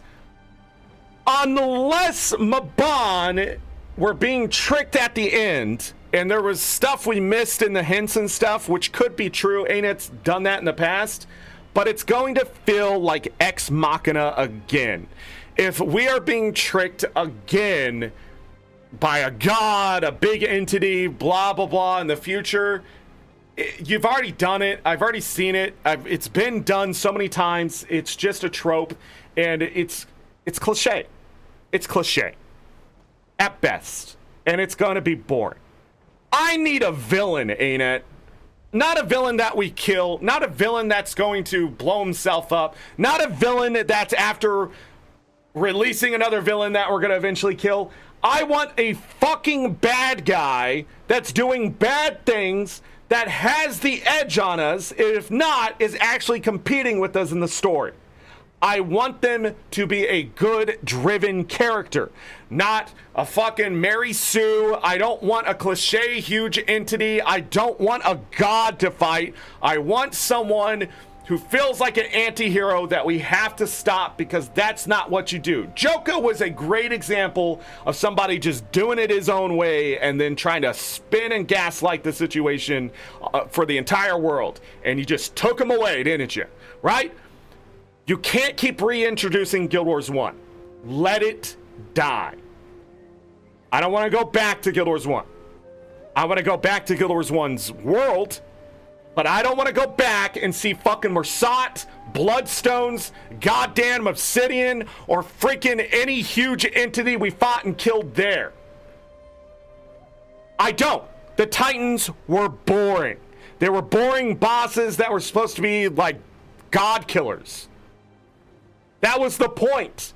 Titans were meant to destroy Tyria. They were being spawned by freaking the worst shit. And then, like, it was hard to beat them in Guild Wars 1. And if you don't know, in Guild Wars 1, when you beat a Titan, it falls apart. And then new enemies spawn from that Titan. Because, again, it's a bunch of souls. And then those fall apart. And they become 2 new enemies. Right? They were that kind of thing. So they just, like, they kept, like, even if you beat them, you weren't done beating them type of thing. They were a tough enemy. And then if you were fighting too many at the same time, you would get swarmed and die. But that's good. What they did here is they start talking about how Titans have like an immune system, and they try to expand on that of like these little minions are just sort of another piece of them that are doing blah, blah, blah.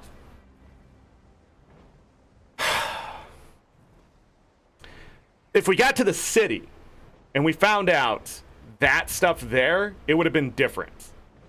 It would have been more amazing to find out that the city itself, we are in the body of the city, and the immune system stuff was there. I feel like you played the cards a little too early. Like, we knew so much shit going into the end that nothing at the end was anything more than regurgitation of what we've already seen in this story itself. So the story never grew. It just plateaued and kept telling me the things I already knew. And as a veteran of Guild Wars 1, it wasn't like, oh yeah, but the Mersat were extremely powerful. The Mersat could have stopped the Titans. But in Guild Wars 2, you made it seem like they weren't these strong magical creatures of the original race of Tyria. Like, it just blew my mind how you treated them like nothing after you brought them back again. The whole point of the Shining Blade was to finally finish them off so they couldn't come back and destroy Tyria. Right? That was the whole point. But now we get there, and even Maban died in the last expansion because I guess we're solder shit. At the end of the day, we were wrong. Once we figured out Agony, they wiped out the Seekers. They wiped them out. And the Seekers were all-powerful magic creatures. The Seekers themselves had to make extremely powerful weapons. And they lost. Yeah, we're here to believe that those Titans were unstoppable except by the hero in Guild Wars 1. No, we had to go and get infused, and we had to go back, and we had to fight the Mersat. Then we had to stop the Titans ourselves. We were blessed by the gods. That's how we got through. We had to go and see Glint and have her bless us in a way to give us the information we needed to know to ascend to the gods. This story just puked all over that shit. And it pissed me off. It really did. And I got to the end of the story, I was just like, what the hell is this? I didn't want to say it on stream, but I'll say it now in this review, that this story is mediocre. And it's a convoluted just mess of what Guild Wars 1 was. But maybe I'm misremembering. I'll throw in a grain of salt there, but this is probably some of the worst story writing I've seen so far. When you actually sit back and look at it, you start to go, that don't make sense. That's why you need to write in the here and now, because when you have just the characters talking and talking about the new lore and that kind of stuff, it is the most interesting part. But Isgarn is boring. I'm all powerful. I've done this. I know this. Oh, fuck me, man. Stop writing all powerful creatures. No, they're not. His people died because they weren't good enough. And now you're going to tell me he figured it all out? Yet he didn't know it was the Titans that were fighting us? Yet when we get to another place, he has, oh, I've been here before? Fuck you. I hate those characters. That is some junior high level fucking writing. That's some fanfic nonsense. Get rid of Isgarn. He is the worst. People like that character, and I just don't fucking get it. Even if they don't want to brand a new villain, the commander has stepped on enough people's toes. It should not be that hard to write in a Joker. And I don't even think it needs to be that. The dragons dying, people's families getting terrorized by it all, the war-torn areas, the civil wars that have gone on. There can be a person that has gone along with the commander, the pact along. See, it's so easy to write a good villain. That's what pisses me off. Literally could just be another person of Tyria that was there when Zaitan fell, that was forgotten during Morgemont, that went home to his family and found out they died to Calcatoric. Right? We get little itty bits of like heroes that came from these that we fought against. Like what's her face with the sniper rifle? Oh my goodness, starts with a Z. But anyhow, like when you're fighting her and you finally get to her, we took her god away, right? Like we killed her god and she was upset about that. And it's such a good story writing because we affected this person and they're trying to take it out on us. We are the source of their pain until they finally get to terms as when we beat them that we're not going to kill them. Like just your god sucked. And he was just going to kill everybody. Right? And we couldn't let that happen. We are the hero of the story, so therefore we are right. But at the same time, she was right too. She had literally worshipped this entity for so long that when we took it away, like we did that to so many people. There were so many people who believed in their god, and we killed that god. We made it seem like it wasn't a powerful entity at all. We didn't do it alone. A lot of people are like, yeah, look how powerful my character is. But in all honesty, we couldn't do it without a dragon's help. That was the other thing. Balthazar was technically fighting Calcatoric and we kept getting in the way. Like, we died because we kept getting in the way. Like, that's why Path of Fire's story is so good. It's the fact that he's just trying to take all the power away from these dragons for himself so he can just continue to conquer like he does, and we got in the way. We stopped him, right? Calcatoric didn't die from Balthazar. His great-granddaughter showed up and helped us beat the shit out of the god with his own fucking shit. Like, that's what we ended up doing. We literally went to another god and said, hey, what's going on here? And Cormyr was just like, well, not good stuff. And that char right there fucked it all up for you all. And the rest of us, we're leaving because we're going to not watch this place blow up. See my main character? Yeah, that's true. It really depends on your build, I guess. But anyways, like, even when we go back and look to those stories, there has to be a villain somewhere. And the Mist are such a big cop-out.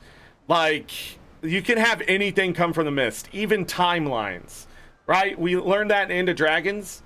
It's just, again, the story has gotten so convoluted. There's just no solid rules to Tyria anymore. And then, like, when we go back and face old lore and they're regurgitating it, they're like rewriting history.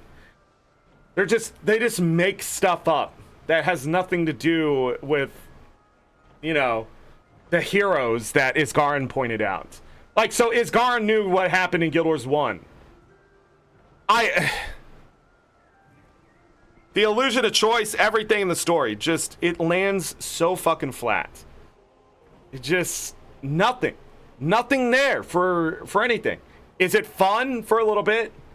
Is there fun things that happen? Sure. The combat is there. It's really tough if you're doing it by yourself at times. But other than that, it's not the hardest thing in the game, and it shouldn't be. I got all the achievements done. I went through the stuff. It's done. And I don't really feel like this is like some of the content. All of Janthir Wilds content is some of the content that I just wanted to hurry up and get done so I didn't have to do it anymore. Except for probably this update and the release. After that, the next two updates, I'm just like, get the maps done, get out. And even then, I didn't finish stuff because I forgot. I just didn't want to do it. But the stories themselves, like, oh, how are we going to break into this place and that? It just all felt so choppy. And when they separated the two maps out, it even felt even worse because it's obviously had to go right back and rewrite it. And then Livia just shows up and kicks the door down anyways. And then the Scepter of Ore that's all powerful suddenly isn't all powerful anymore. Like, that's just it. Quit telling me something has a power level of 1,000,000 when it's only 100,000. God, man. Just... the Scepter of Ore could keep someone young forever and raise the dead and that, but everything wants it, so they're just gonna spawn. You're gonna tell me that Scepter of Ore just wasn't attracting other enemies long before the dragons? And if so, like, where's that story? Like, that's wild to me. It's one of the reasons why that Gorsival, I forget the guy's name, again, like, so many forgettable things in the story. Because it's just sort of written in there. Or it's hidden in a book somewhere, or, you know, like... or they just didn't put it in there. Like, we forgot about people. Maban showing up like, oh, here's Maban. Still didn't really care about him. Didn't care when he died. Don't care about him now. But my life force is anchored to this place. That's sort of cool. If it's Maban. Because it's so out of place, it makes you just sort of go, ah. And that's either really good writing or really bad writing. That's just going to be the fence. But if Maban really just stayed on the other side, stole the Scepter of Ore, and then shut the gate completely and sealed it off, and then died for his last life force, and the Scepter of Ore exploded or whatever happened, I don't know. We don't get to see it.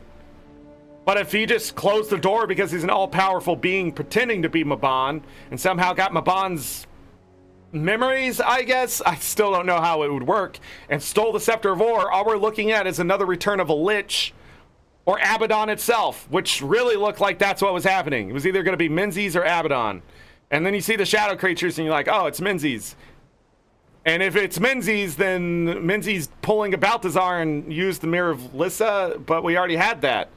Like, I really don't know where the twist or where the story's going. We could go anywhere. We could do anything. Because the story just sort of ended, just like the meta. I don't think I've ever played so much Guild Wars 2, and in that amount of time heard that's it. In map chat, stage chat, squad chat, Discord. That's it? Yeah, that's it. Just disappointing. Just disappointing. All right, let's move on away from the story. By the way, Soto's story, since it was all new stuff, I can forgive things like loose ends and loose thread here or there, or they forgot about some characters that might come back later. Like, I can forgive that stuff because when you're writing new stuff, it can get it can get away from you when you're trying to go a certain direction, especially when it's getting rushed. When it's this kind of stuff that's sort of rehashing story that's already there, lore that's already there, creatures that we've already faced, that kind of thing, I can't forgive it. Like, by then you should be an expert of your own book. Like, that's how I feel. It's just like Gorsival, some guy.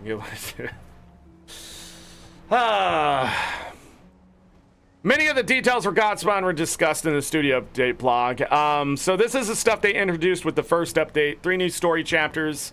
That was pretty fast, if I remember right. None of the story took more than 2.5, 3 hours, I think, except the initial release. But this is the first update. So a 10-person raid, a 50-person convergence, Squad-based challenges against legendary titans. A new legendary spear. Let's talk about the legendary spear, since we finally got that on release. The legendary spear looks pretty good.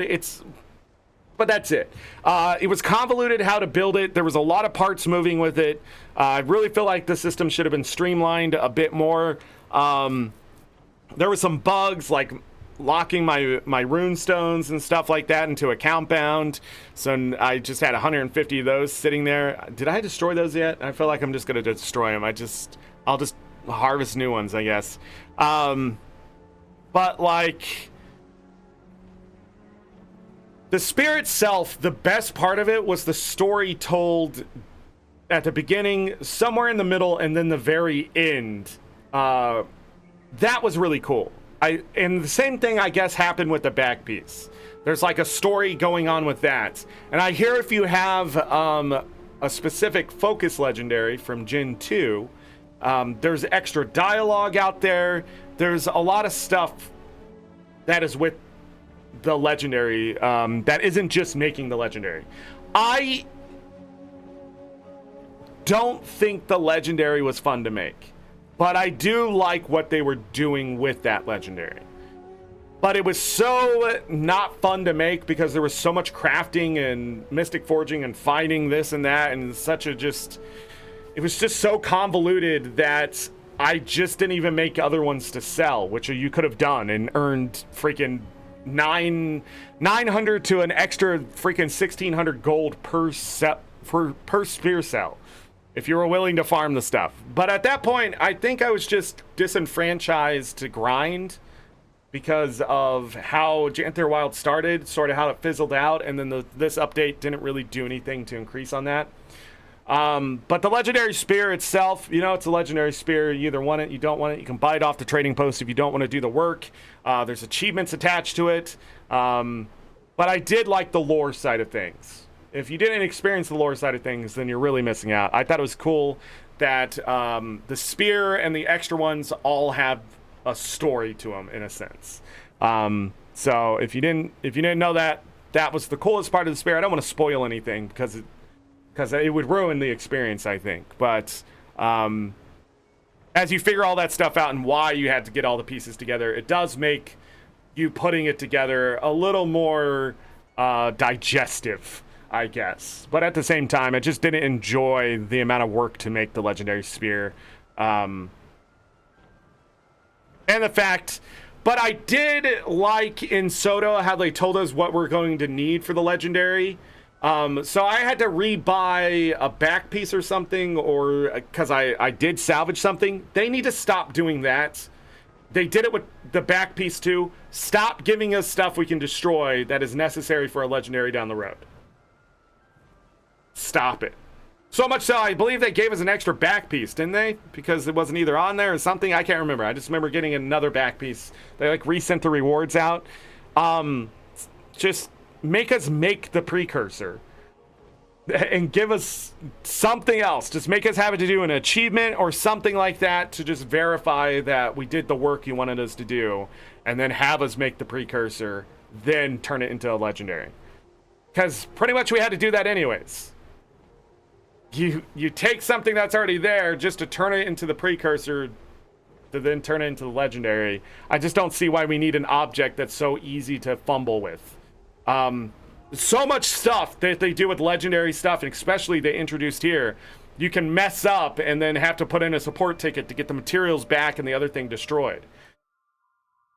That's a lot of work. If we can actually backtrack making legendaries, if I decide I don't want to make that legendary anymore and I can just salvage the stuff, the non-account bound mechanics back, that would be great. I got kicked out of my map. I've been talking for so long. But anyhow, yeah. The spear looks cool. It does things, but it just doesn't look as legendary as other legendary weapons in general. If there was a Gen 3 spear that would come out, the Oreen looking one, I'd probably make that and just use that, in all honesty. So, okay. I was distracted. My internet just took a dive for a moment. Anyhow, a new mastery tier. Wizards Vault, seasonal refresh. Oh, the relics. Let's quickly go over the relics. So there were 18 new relics. There were supposed to be 6 relics with each introduced, 24 total. But there were 18 new ones and 12 old ones. So we got some interesting one.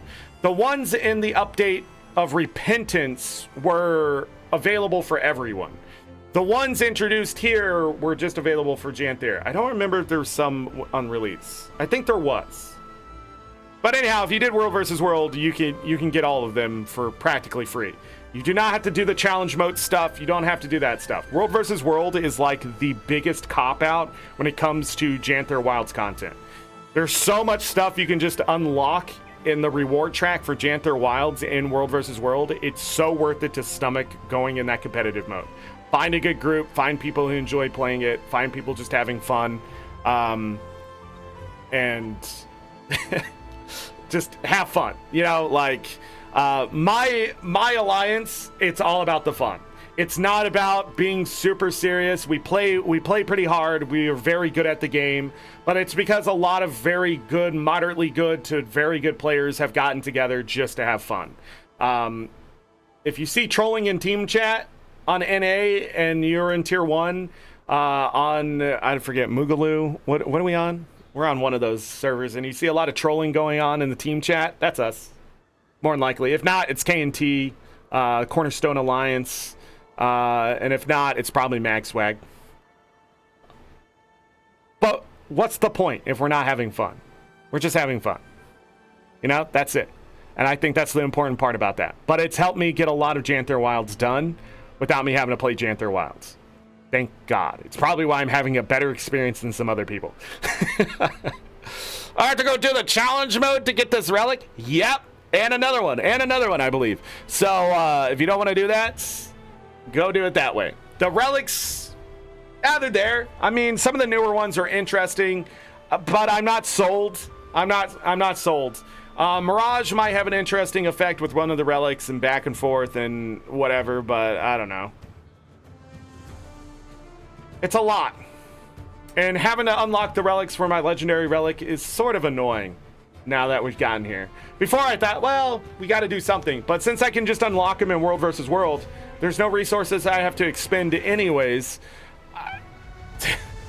I mean, what are we doing here? How many relics are you going to make? Are you going to keep making relics into the next expansion?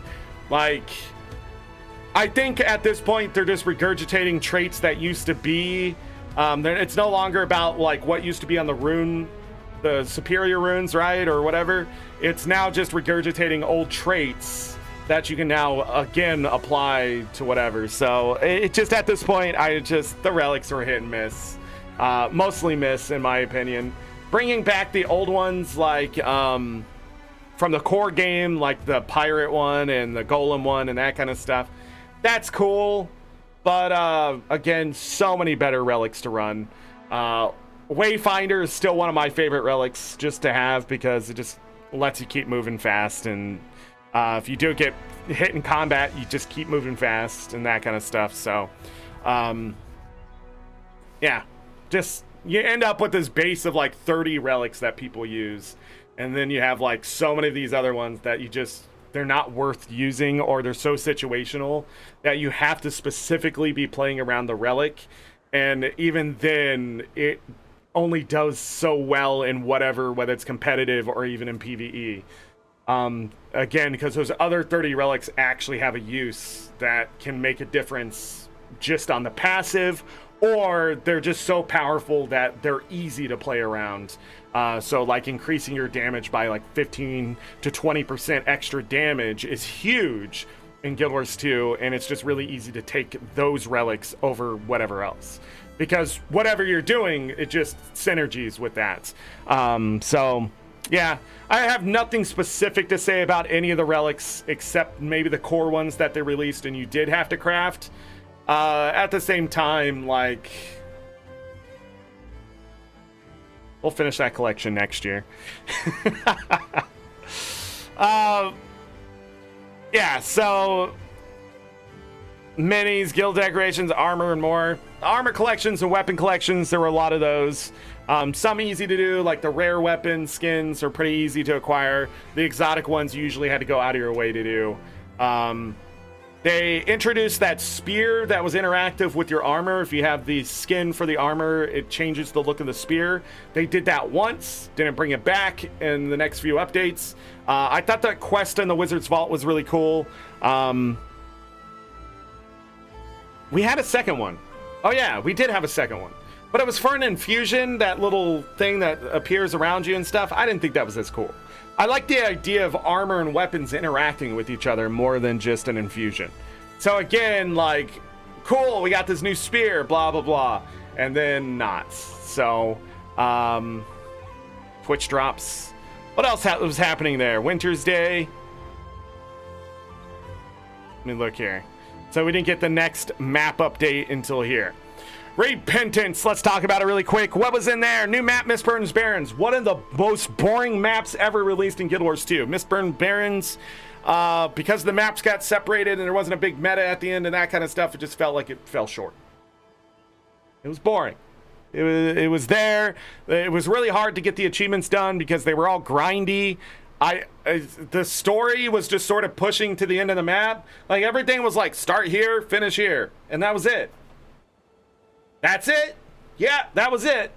Like again, it was just the raid challenge mode showed up in the second major update. Again, not content for me, but again, people beat it. I mean, it was done. Mount Balror Convergence, they added in Greer.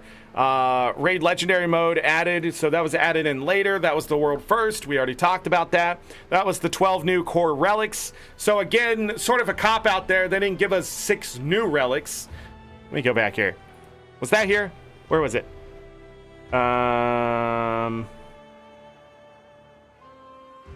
Does it say relics in here? I feel like that's what it... Yeah, so they said 6 Janthir, so 24 Janthir Wilds exclusive relics, right? But then we get here and we get 12 not exclusive to Janthir relics. So they're giving us 6 extra ones on top of it for that... I can't do math. 30 relics that we got. It just... I mean, they're there. I forget what this mastery did. I think it just let us go and use the mirrors, I think, so we can actually get the loot. So it was sort of like an artificially crafted gate lock from chest and lore and achievements and stuff. It was okay, I guess, but at the same time, it just felt more annoying than anything else. Give me 1 second. Yeah, that's it. I mean, the second update, it just felt like sort of nothing to me. I wasn't doing the raids, wasn't really interested in convergences. The new map was boring. Homestead, woo. There was nothing there. Yes. New maps. Why am I here? Not talking to me. I'm trying to think what else was there.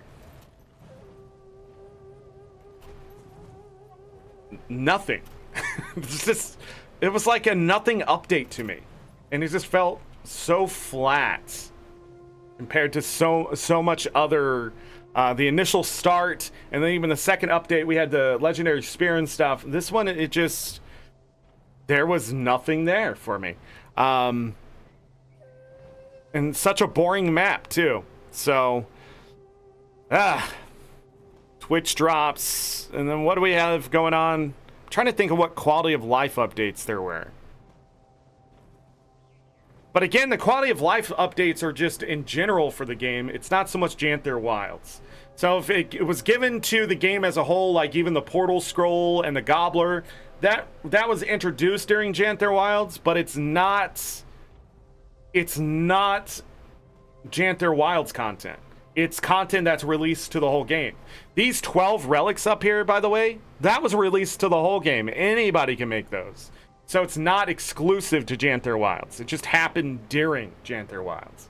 So again, some of the content is not even paid for content. They're just throwing it in here. I mean, not a lot happened here. And then let's get to the last update we just did not too long ago.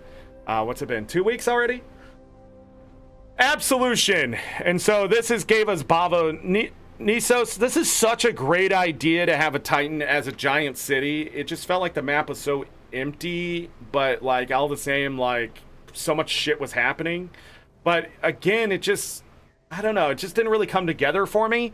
I like the idea. The meta just absolutely did not slap. You fight the hardest boss ever, just wiping your map out over and over. Gorseval clone, people not understanding the mechanics, and then when you get an organized group, it's too easy. Like, you had to slow DPS to make sure the CC was off cooldown. Kid you not. It was night and day when you're just playing open world and then watching everybody die and respawn and stuff. I guess that's content. I guess. I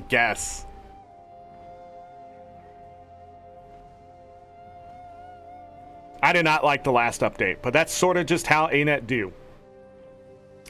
Just how they do. Introduce the legendary back piece. After the spear, I decided I'm not doing the back piece. I already got a legendary back piece. So I don't need another one.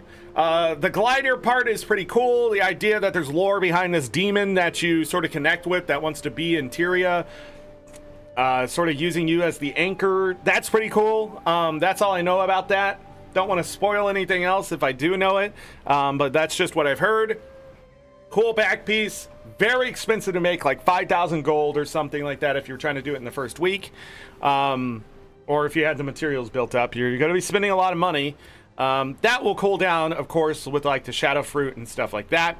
Mount Balror brought in the challenge modes and stuff like that. They hit a bunch of those relics and minis behind that. So if you're looking to get that stuff done, you're going to have to do that content. Again, wasn't interested to go back and do convergences again, because once you do it the first time, it really doesn't change. They really hyped up the Mount Balror and how, like, oh, the effects change and that kind of stuff.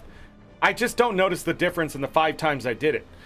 Like, one time it started snowing and, like, stuff was happening, but, like, it's just so much visual spam and stuff was already happening. Like, I heard that it was, like, I heard, like, things, oh, there's lightning strikes and stuff now. But, again, it just feels like spam.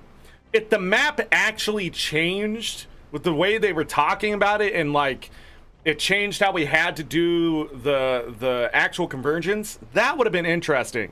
But again, just adding in a challenge mode to make mechanics that people were skipping. Damn it. But yeah, people just skip the mechanics and stuff, and then this all-powerful Titan, the most powerful of the Titans, ended up being the easiest one. So, yay! Again, I didn't have to do it. This is just what the community told me. And I went and asked questions to other people and my peers and stuff, and nobody was talking about any of this. The update was here and gone. Whoosh, fart in the wind type shit. I don't know what to say. The Fractal. Fractal was pretty interesting and stuff. We got the achievements done, went through. It's pretty much telling us the story of... oh my god, I'm forgetting his name. Oh my goodness, why can't I think of his name? Not Stoic. Anyways, Alder's kid. Why is his name not popping into my head? Anyways, so his, like, I don't know if this was Stoic in the Fractal or what was going on, but we're a group of Coden. But it's Stoic's wife or whatever. She has died, and you're getting taunted by Jormag as you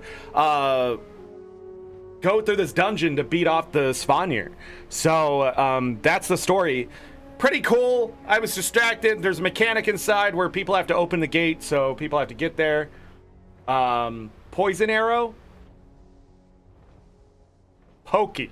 That's the name I was trying to think of. Pokey. Damn it, dude. How did I forget his name? Oh, yeah, it's because most of the Coden are forgettable. That's why. God, and every time Stoic talks, I get it. He's talking slow.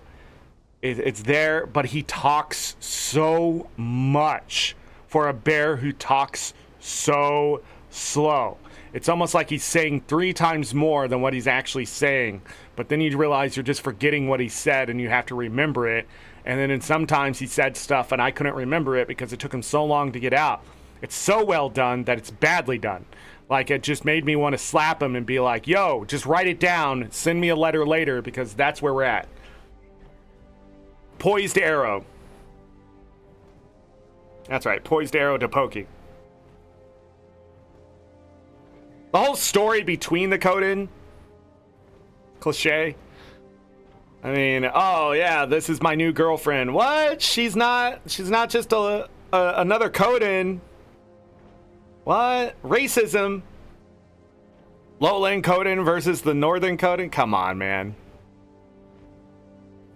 God. And it's only racist because they're different colors. I mean... I mean, again, there's so much just derived. Yeah, that's the word. All of this story just feels derived from something else that they either already did or just I've seen it so many times over. It like, God, man, it just felt bad. Some people really liked the story. Good. But again, it just fell so short for me. It's there. Homestead cap got improved. Again, this isn't so much... So this right here isn't so much a planned thing as something they added later from a lot of feedback. So ArenaNet did listen to a lot of feedback, changed a lot of things for that. And we got some of that here with the homestead changes. They added in some new stuff. People really... I feel like there's more people who enjoy the homestead than actually enjoyed the raid. And I think that's fair to say at this point. Quality of life updates. Again, this is not specific to Janthir Wilds. So the Gobbler and things like that were opened up to everybody. So again, you will need the expansions to get it done, right? Or some of the living world and stuff that you're going to need to buy things to get it all done. There's achievement points locked behind that, pay to win. But yeah, but then it was bugged or, you know, not complete. And actually it took just as much work to find the thing that you were looking for the Gobbler than to just double click the Gobbler. It was bank space, I think, or not even, because I'm not going to throw that stuff away because it might stop working and I can't trust it if it doesn't work the first time. So thank you, ArenaNet. It was half-baked is what it felt like. Opening up a dialogue box for me to get to my stuff instead of just a merchant with tabs. There's so many better ways they could have done it. I'm just flabbergasted at this point of why ArenaNet finds a good system and then reverts to just some garbage browser window. I have no idea. Just stop making Guild Wars 2 and make Guild Wars 3 already. It's so fucking hard to implement better streamlined stuff that you've already implemented somewhere else again, then it's time to move on. That's how I feel. What is going on in that studio? Please figure it out. Because at this point, stop going backwards. You can't take 2 steps forward, 3 steps back, 1 step forward, 2 steps back, and then take 5 steps forward, and then be like, we're doing great things. You took only 1 step forward. We're not into a better place. We're just progressing at a snail's pace, just in the most wild way I've ever seen. Like, literally, you have in the collection tab what the window should have been, where it just shows you all the gobblers or all the like in the collection. I'll show you. Hold on, I'll show you. I'll just show you. But now I can't remember. It's a side story. This is a nightmare.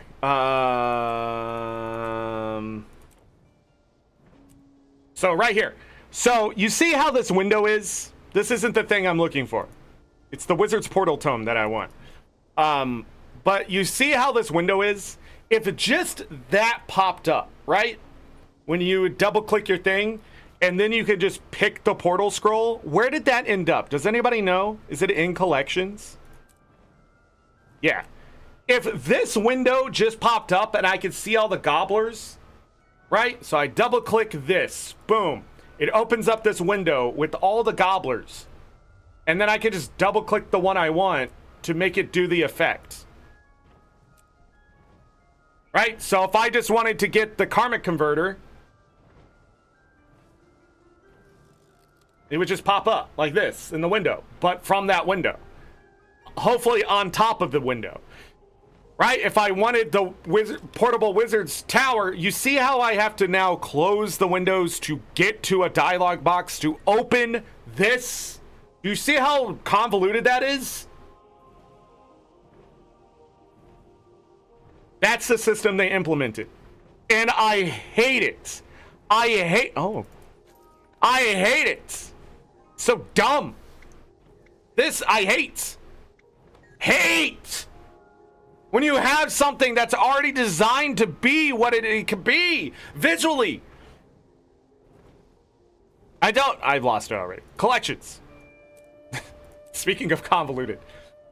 And there's achievement points attached to it, right? So like people feel like they have to get this stuff done.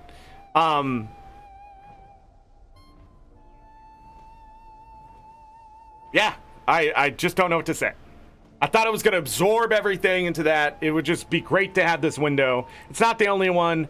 Teleportation gizmo. Now, the problem with this one is none of those look different, right? So, like, all the portal scrolls would end up just sort of being themselves. And again, some of them requires access to certain content in the game. So there is a bit of pay to win here, I guess. You have to do like Gen 2 stuff, which requires HOT and that kind of thing. But if you have some of the other portal scrolls, you could still do this, I believe, even in the core game. But maybe not. Somebody said you couldn't finish this stuff in the core game. Or get it to trigger or something like that. So free-to-play accounts in the core game can't do this at all. You have to have HOT and Path to Fire, but I'm not really sure about that. So take that with a grain of salt, or at least do your research. I do highly suggest getting HOT and Path to Fire upgrade. Even then, you're not going to be able to have access to some of this stuff without the living world. So, you know, pay to win type achievements at this point. But, you know, that's how you earn stuff in this game. But anyhow, if this window just popped up and you could double click any of the portal scrolls to go where you want to go, it would be so much better than what the Wizard's Portal Tome does, which opens up a menu. You need to click on things to finally get to where you're going. Which, you know, at that point, you might as well just double click, go to the Royal Terrace Pass, go to your guild hall, go anywhere else and just use the portal there. I mean, it doesn't make sense to me. While we are here, let's look at some other things. So, Story Journal, Absolution. I did finish all of the story achievements. Now, there are some hidden achievements and stuff. Like the last story instance of the last major update in Absolution here. If you're a Norn and you turn into a bear, there's like a hidden achievement there. They have a lot of race achievements, achievement type stuff that are hidden. They're not worth any achievement points, but they are there. Some people go after all the achievements in the game, not just achievement points. I'm not that crazy about that. But I did finish all of the story achievements, unlike Soto. In Soto, I just didn't feel like going back and doing these. So, Janthir Wilds story was just that short and easy. Soto was longer in a sense, because it was 6 parts, and this one was only 5. So, whatever. Also, I got all the masteries in the story done. Janthir Wilds, if we go through this, a lot of this is just the recipe stuff, so that's sitting there for Janthir as a whole. Did I get... I think it's somewhere else. Lowland Shore, kill 500 maggots. Again, I have to go and do the Bog Queen a billion times to get that done. These are dailies that reset. Really don't like those there. I wish they had their own section so you could see if like you're that, because it does look like I didn't finish everything, but I did. These are just dailies. I have all the achievements acquired from that except for this, which, you know, I'm missing some achievement points. Janthir Sentry, the second map, need to kill 2 titans, and then we have these 2 situational achievements that really sucked. Keep the NPC at 90% health or higher, and then Weather Conductor, defend the lightning rods and pair them with scrap from enemies without a single lightning rod being destroyed. I've seen 2 people luck into this one. I never lucked into it myself, but I did finish all the other ones that are there. Adventures, not my favorite part, and we're going to continue to talk about that in a moment, because that's what's missing here. This right here, I don't think I've been more angry at Guild Wars 2 in a long time until I played these 2 adventures. Stop doing adventures. They fucking suck. They suck. They suck. I hate them. They're stupid. Since 2015, I have hated the adventures. 10 years later, you're still adding in the worst content in the game through adventures. Stupid. Just don't do it. No more. You want to do a mini game? Go make a fucking Guild Wars 2 mini game package like WarioWare and send that shit out on PC. But I don't want to see it in this fucking MMO anymore, because they either bug the fuck out and just don't work in general, or they're just so convoluted and dumb and tight on the timer, or you have to be perfect or whatever. And it's just scummy garbage nonsense, and you lock so many achievement points behind them. Stop! And then you add achievements on top of those achievements. Pavo Nisos. Boring. Boring. These are so boring. I got all the other ones done just to get the meta. I did finish the meta on all the maps, though. So the metas are done.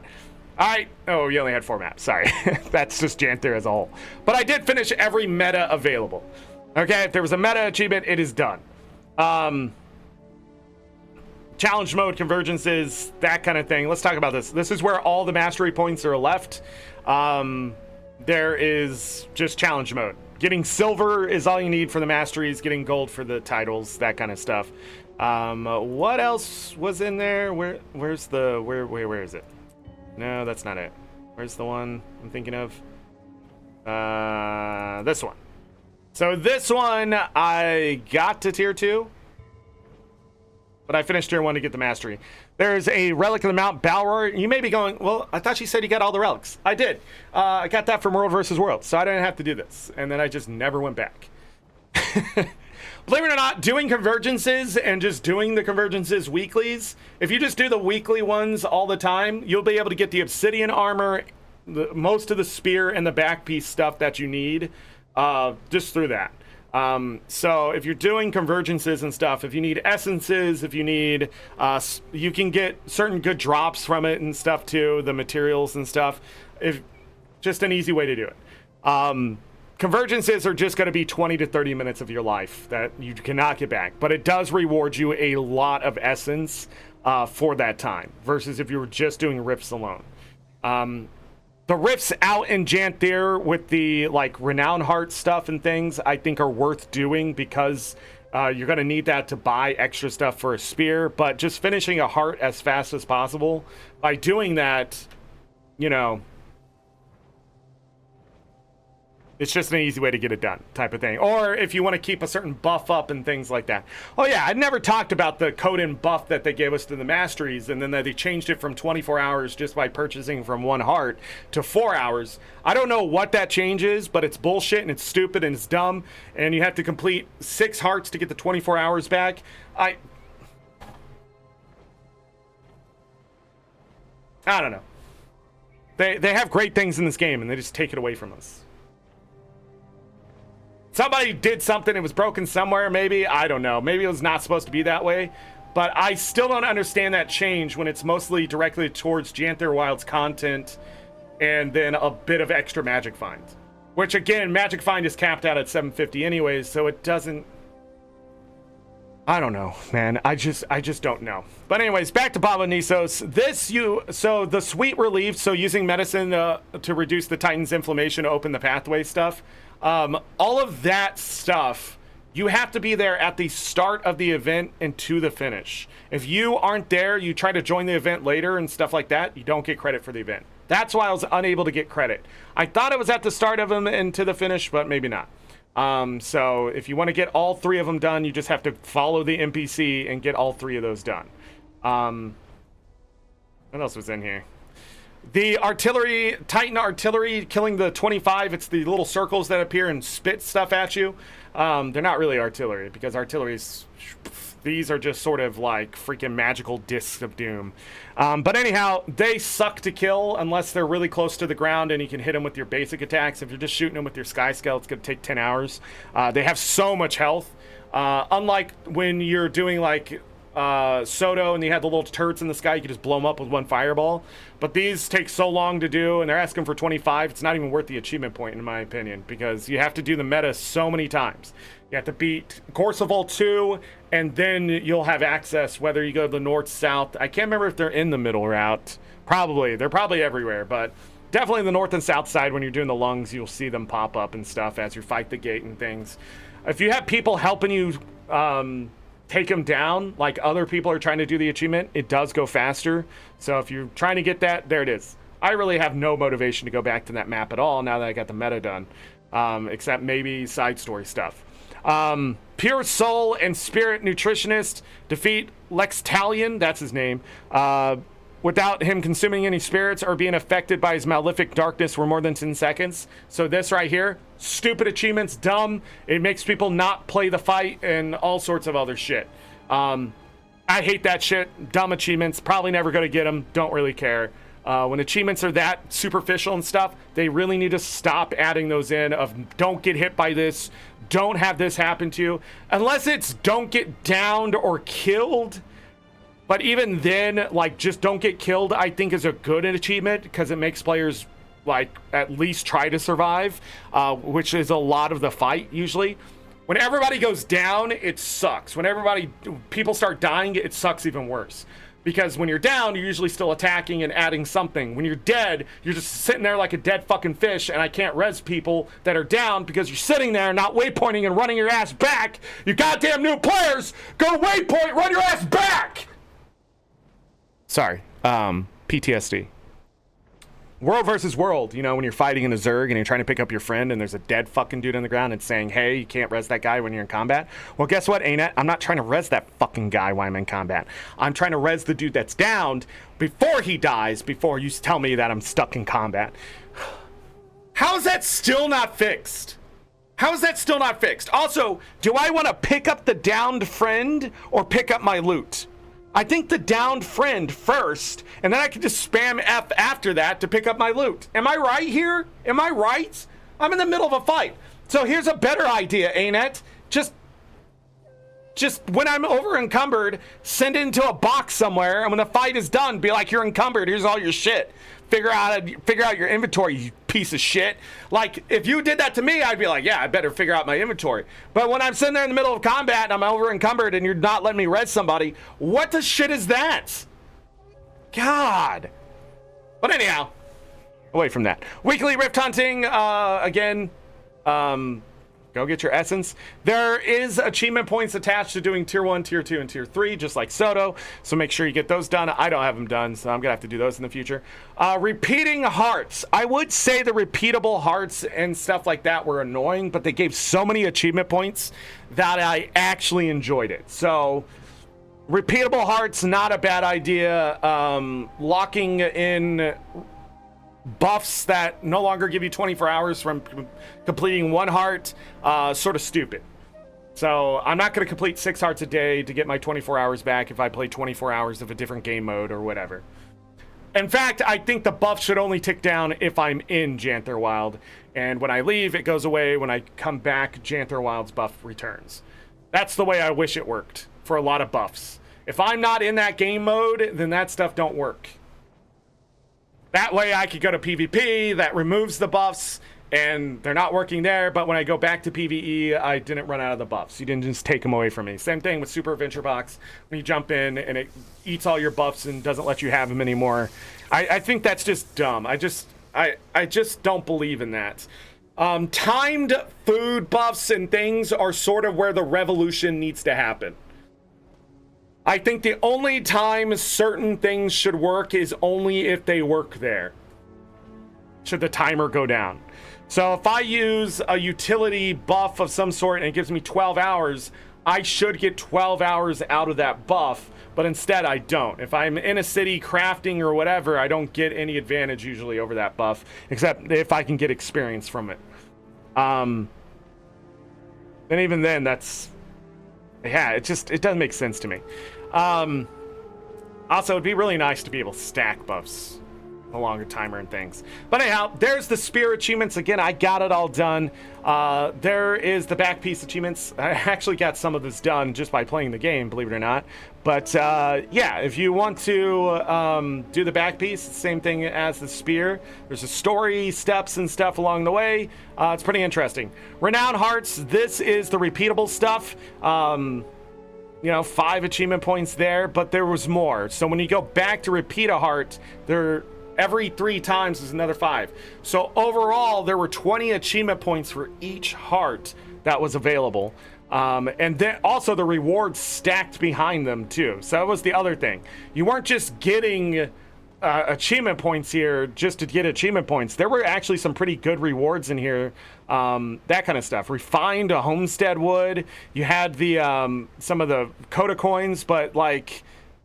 This is actually good stuff. 8 honeycombs can turn into 40 Coda coins. It's better than not, in a way. And then we ended up getting a mini at the end. I thought the rewards here were really good because it was setting you up for the spear, the back piece, whatever, for the legendary stuff. A Serpent's Wrath choice, and it had his own collection. And then, of course, all the mastery insights. I ended up with an extra 16 mastery points so far. So they were pretty... Secrets of the Obscure, 17 mastery points. Into Dragons, 17. So a lot more extra mastery points. A lot of the ones I don't have here in Icebird Saga's the Dragon Response missions, by the way. But anyhow, you can see it sort of keeps the pattern here of having a good 15 to 20 extra mastery points for whatever. So you don't have to do everything to get the masteries done in Janthir Wilds. I forget how many points you needed total. It's a lot. It's a lot. But with the achievements, it wasn't hard to acquire, especially with the mastery insights. I don't even know. 1, 2, 3, 4, 5, 6, 7, 8, 9, 10, 11, 12, 13. Yeah, I mean, there's over 30 here. So just by simply communing with them on the maps. So not too bad. Then side stories, there were stuff for that, right? So we got the Wizard's Vault stuff this time. I would like to see this again in the Wizard's Vault, but what am I thinking of? Is it all the way down at the bottom? No. I feel like there was side story stuff somewhere. There was a crap ton of collections that they introduced. I'm still working on the Slumbering Lightborn collection, and then there is a Lightborn weapon collector, which is the magical one. So, yeah. You have to unlock the other Lightborn weapons, buy the recipe, however you get that, and then craft these. And I don't know what goes into crafting these. I'm not interested right now. We'll be covering that probably next year. So there was a lot of introduced collections between Soto and Janthir Wilds. So some of this is sort of like convoluted at this point. But Serpent's Wrath weapons were Janthir Wilds. So a lot of collections, armor collections. I'm still working on the scavenged obsidian weapons, that kind of stuff. Basic collections just had the minis. Oh, that's Secrets of the Obscure. Where's the minis? Right here, Janthir Wilds. Some of these minis are locked behind harder content. So down here, the mini Fuma roller, I believe, is the big one that requires you to do the challenge modes and that kind of stuff. Yeah, Mount Bauer with gold timing on all encounters. So to finish this collection, oh yeah, that's right. They don't require that. If you want to get the title, I believe you have to get that one to get the Janthir Wildkin title. So the title's locked away, not all the achievements. But still, some of this stuff is locked behind some of the harder content in the game. So not all of it. And I think some of this stuff has to drop or you have to buy it from the trading post.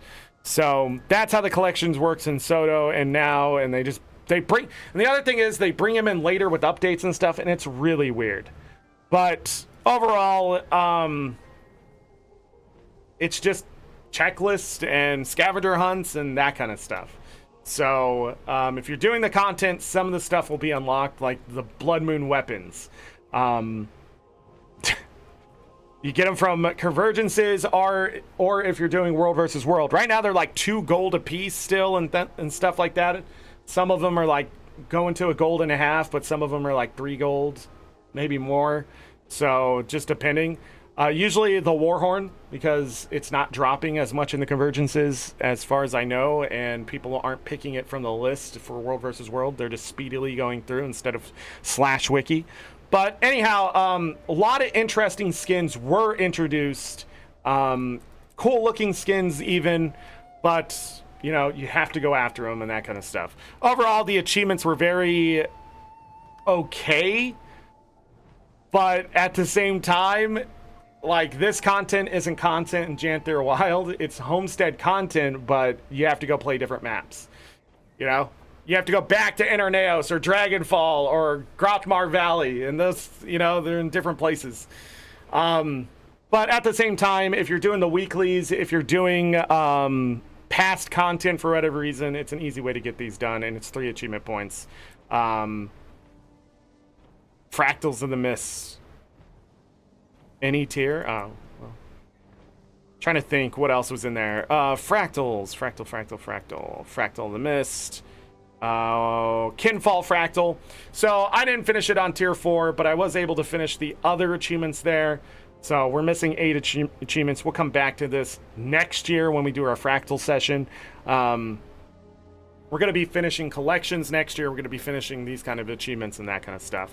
Never did the Lonely Tower Fractal. I hear this is a terrible one to go through, and it's still bugged. Silent Surf still has bugs and things like that, but most of the stuff we have to do on tier 4, so I have to get good. This is Master Tier, tier 4. Missing that, and that gives me a mastery point that I absolutely do not need.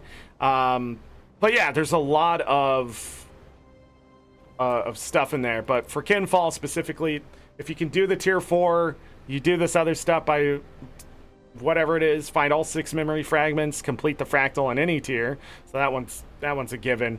And then Cryo Flash, I think if you do this one on tier 1, there isn't a Cryo Flash. I think that's the easiest way to get that achievement, and I did it on tier 1, that's why I got that. But maybe I just got lucky, I don't know. But yeah, it doesn't explain what Cryo Flash is, so I don't know. But in tier 4, I believe Cryo Flash is there, so you can go do this on tier 1 and come back and do this. But I did it. I got 3 of them on tier 1, so you're not locked out of the achievements here. So that was 10 achievement points, and then we're waiting on the other 8. So 18 achievement points were introduced. Raids, Mount Balror. There's tons of achievement points here. Loot, mastery points, that kind of stuff. Again, I'm not interested. I guess I haven't done Wing 6. It's Wing 6, right? I swear I did, though. But anyhow, I might come back to raids next year at some point just to see, like, grab some of these easy ones. Oh, I have. I've been in there. Huh.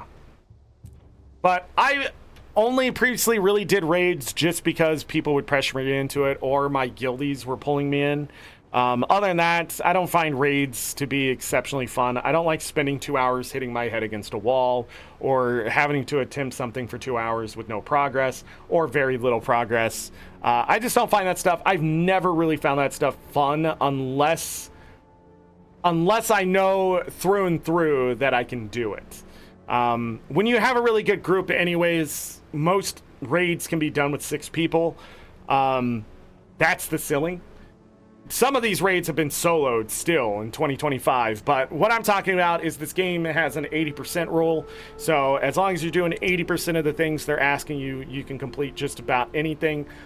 Challenge modes and legendary modes, maybe a little bit more, but even challenge modes sit around that 80%. The legendary ones are asking for like 95% of what they're asking for. So that's how tuned they are. But even then, over time, you know, that 95% doesn't seem so bad for the people who really want it or people getting carried through the content. So no raid is too hard. When they added in the buff so people can actually complete raids with those buffs, it just pulled it back to a 60%. So if you die like 5 times or something like that, then it's a 60% rule, which makes it much more accessible to a much bigger group of people in the game. A 60% rule is pretty much almost every meta world boss, in the sense of like, what am I trying to think of? Well, not Dragon Stand anymore. Not even Dragonfall anymore. Because of the power creep. Trying to think. Well, when they changed the world bosses over. So, that's so funny that starter zones have the better bosses. So, like, if you go do Wayfarer Foothills now and you see that boss and that kind of stuff, as long as everybody's able to do hit their one skill 60% of the time, the boss will die in that time limit. So that's it. That's the rule. That's where the math sort of ends up.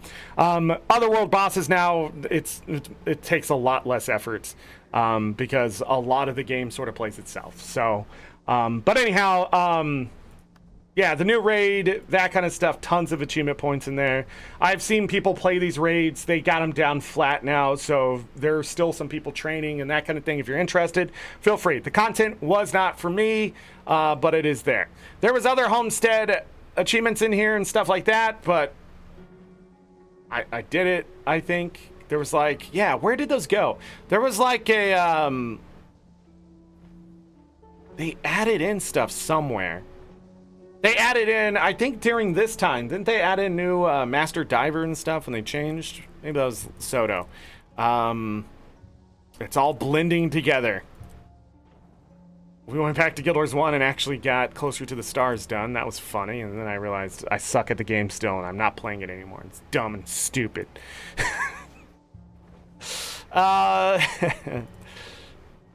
Yeah, got the Explorer stuff done. There was like an overarching one, right? A Janthir one?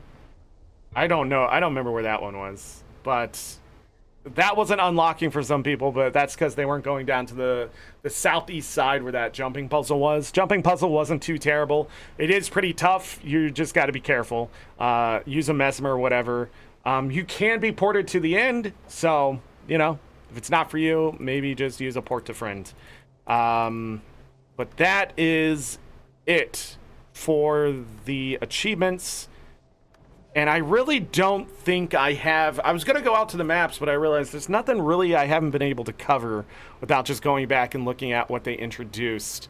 I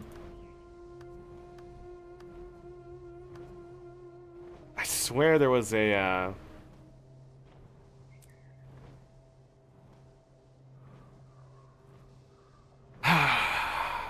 I feel like I'm forgetting something that was in here.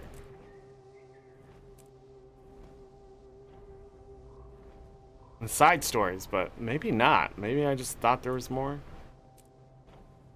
Maybe. Maybe. There was a lot. There's just a lot of stuff. A lot of stuff.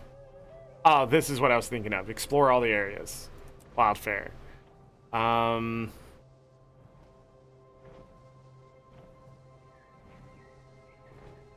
That's it. I believe we touched on everything Janthir Wilds had to give. Now, the question is, what score? What would I give Janthir Wilds? The music, the art, graphics, that kind of stuff, you know, that's a given. Let's just take that out. Let's just talk about the experience of Guild Wars 2 and stuff. I feel like it started fun. It started fresh. It started something interesting, and then sort of destroyed that interest, became sort of rotten, and then tried to bounce back a little bit, maybe.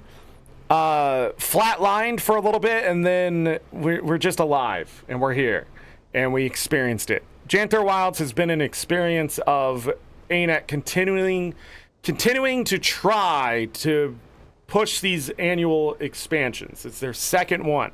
First one I can forgive. There could be bumps along the way. Then they changed styles for the second one to ease back, not to feel like they have to rush so much. That still didn't work because we're seeing that the next expansion ain't coming out until October. So obviously their system does not work. The way they introduce the stuff with these quarterly updates, it just feels so off. And it just doesn't feel like it's clashing well with the players. There's not enough content for a lot of them. And if there is content, it's only there for about 3 weeks and then gone. And it doesn't really feel like we have to keep farming the maps even. Because when the Spear came out, I had so many Mystic Runestones, or whatever those Runestones are called, I forget. But that's just it. The content is forgettable. None of it sticks. None of it makes me remember what's going on to the point of wanting to go back and re-experience it. None of it it doesn't feel like Guild Wars 2. It feels like somebody else is making Guild Wars 2 content and we get to play it. It doesn't feel like the ArenaNet we know has been able to deliver expansions that actually deliver intentional, fun mechanics, intentional, good story. That's just it.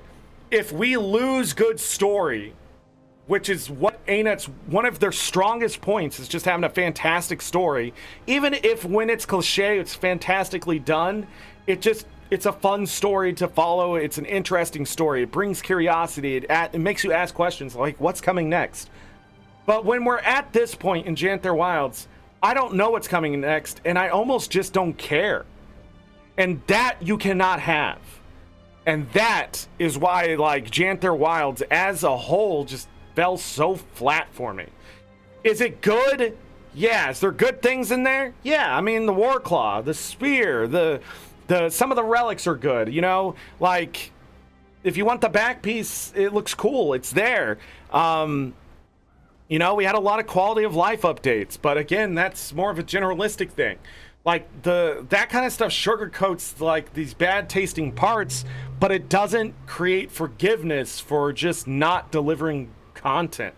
When you're not interested in raids, convergences, homestead,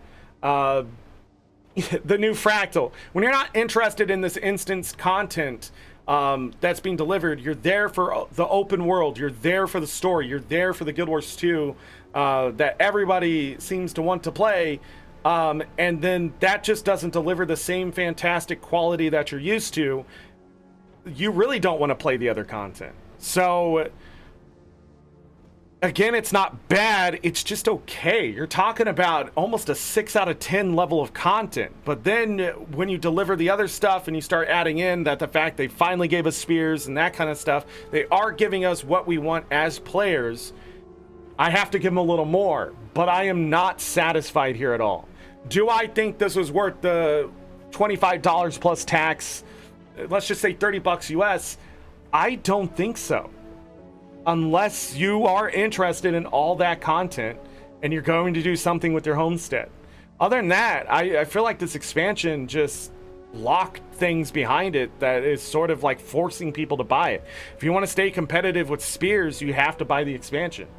You want to improve your PvE Warclaw, you have to buy the expansion. If you want the homesteads, you have to buy the expansion. So this is expansion stuff locked behind sort of a shitty package. Like, oh, that stuff's great. All of this is sort of just there. And it's convoluted. It's disjointed. It feels like it's just sort of amateur at this point. And if that's what's going to be delivered in these expansions, yikes. Big yikes. Because Soto was a 7.5 out of 10 experience because there's so many rough edges. But I feel like it did deliver better than Janthir Wilds at the end. Even though it was rushed and the last map is just a mess and the story just You should have had 2 expansions on that.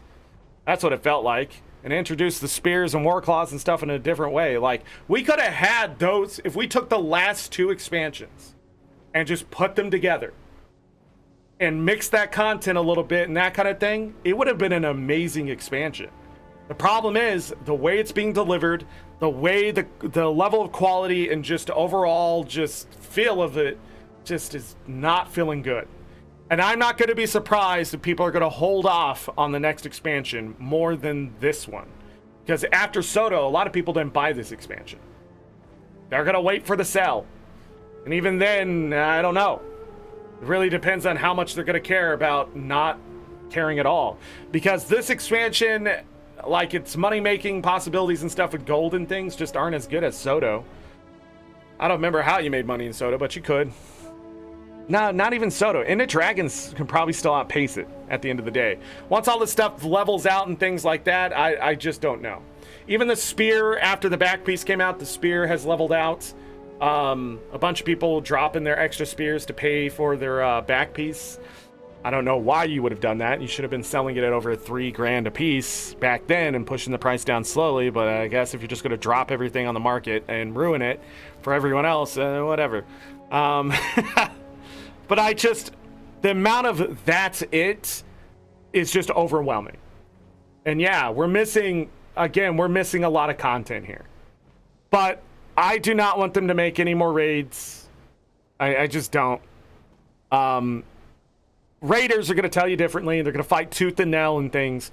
But I feel like it's not just the raids. It's the convergences as well. It's the way the maps are being implemented. It's just all these systems not working with an annual expansion. It feels like they're running their systems to the max, and they're trying to do this even thing. But the problem is when PvP's quality was already so low, and you have to lift that up, and then the quality of this stuff was already so low or just not maintained, and then like when you try to find that balance, you're going to end up pulling the whole thing down.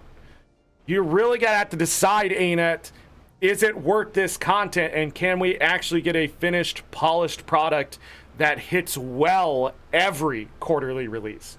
Or is quarterly releases too fast? And that's hard for me to say because, you know, in the past, the Living World stuff felt rushed at times, and and Guild Wars 2's community has been a very forgiving community, but I feel this is something else now. And a lot of the community does not feel good about it.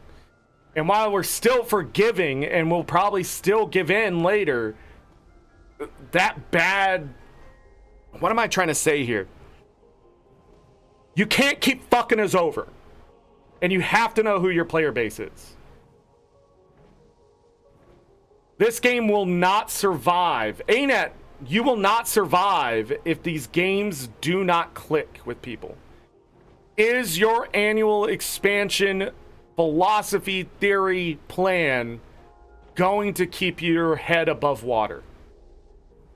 Because the industry is hurting, and studios will die trying to reinvent the wheel without delivering a new wheel. And I just do not feel like this was anywhere near releasing the old wheels. If you can get back to the quality of End of Dragons and deliver an annual expansion that is at that quality, that will save the company as a whole and draw in new players. But veterans will not continue to put up with this shit. If the players 5 years or more, been playing the game for 5 years or more, they keep bleeding. They leave, they come back, they become jaded Redditors, they become just voices of disdain. They never have anything good to say.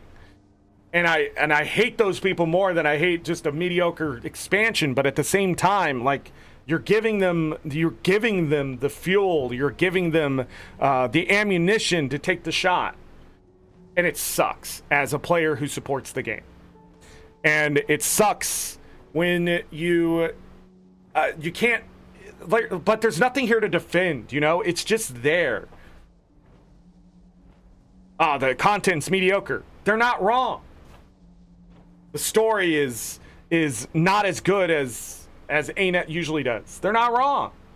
But when you have them trying to over-exaggerate past things, and now then you actually have something that's closer to that, it gives credibility to their past stuff too.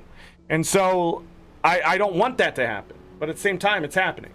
And so it's going to cause even more players to sort of say, like, is Guild Wars 2 washed? Is Guild Wars 2 done? Are we going in maintenance mode? Where's Guild Wars 3? Is that just it? Is Guild Wars 2 so spaghetti code, so impossible to work with, so just unupgradable? I don't know a better way to say it. Just, are we now going to start falling back more and more on a maintenance mode style of release? And then is the content just going to be busy work? You are delivering things players want, but it's just not the way we want it. We want new weapons. We don't want to see the balance team destroy it. We want better mounts. We want to be able to use it everywhere. In the expansion, especially, that you give it to us. When I have to keep switching back to a sky scale, that's backwards. I have to go back to Living Story Season 4 to get my content done, or feel like I can explore the land and things like that. When I have to, when I play through the story and it just rehashing shit I already know, or it just feels like the story ain't making sense. And you reintroduce these characters like Livia was supposed to be something special. She was great back in the Living World Season 3. Was that Season 3? I think it was Season 3, yeah. Because she was a callback and a nice nostalgia bomb, and we could see it coming, but at the same time, we're still not sure until finally she says, I'm Livia, type of thing. Like, that was exciting. But her coming back now and just suddenly becoming this bad guy to an entire council of people, it's over the top. You're jumping the shark here. And it does feel washed. It feels convoluted. It feels disjointed. It feels like it's not my Guild Wars 2 anymore. It's not what I was experiencing in 2012, what I was experiencing back in 2017, what I was experiencing with the End of Dragons. As a veteran, it does not feel like the Guild Wars 2 quality that I've come to know. And that's why I get angry at Living World, and I was getting angry at content. But even with the Iceberg Saga getting rushed, I knew there was light at the end of that tunnel. Here, it does not feel that way. It does feel like the game is running down to a stop. And that can't happen. But at the same time, with all the quality of life stuff and things like that, you know, it keeps us going. But for how long? That is going to be it. It's now a game of veteran determination and persistence of wanting the game to get better or hoping it gets better. That false hope that so many times we hold on to, that sometimes it does play out. It does actually bear fruit, but like, people felt that way after Soto, and then it didn't this time, and it stung pretty hard.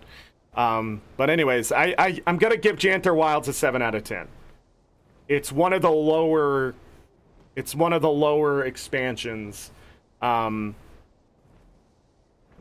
think the best expansion so far was End of Dragons, but even then, like, there were problems with that game.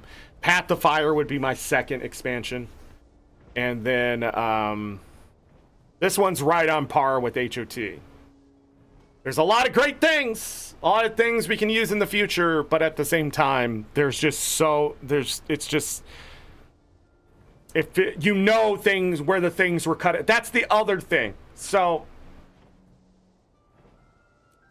let me go out here really quick.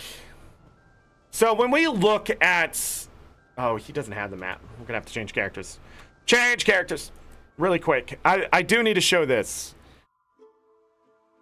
When we have played previous content that gets changed sort of at the last moment and things like that, ArenaNet has been pretty good about hiding that content. But since End of Dragons especially, dare I remind you of the Guyala Delve in the tunnel. they have gotten really bad about hiding cut content. And I mean,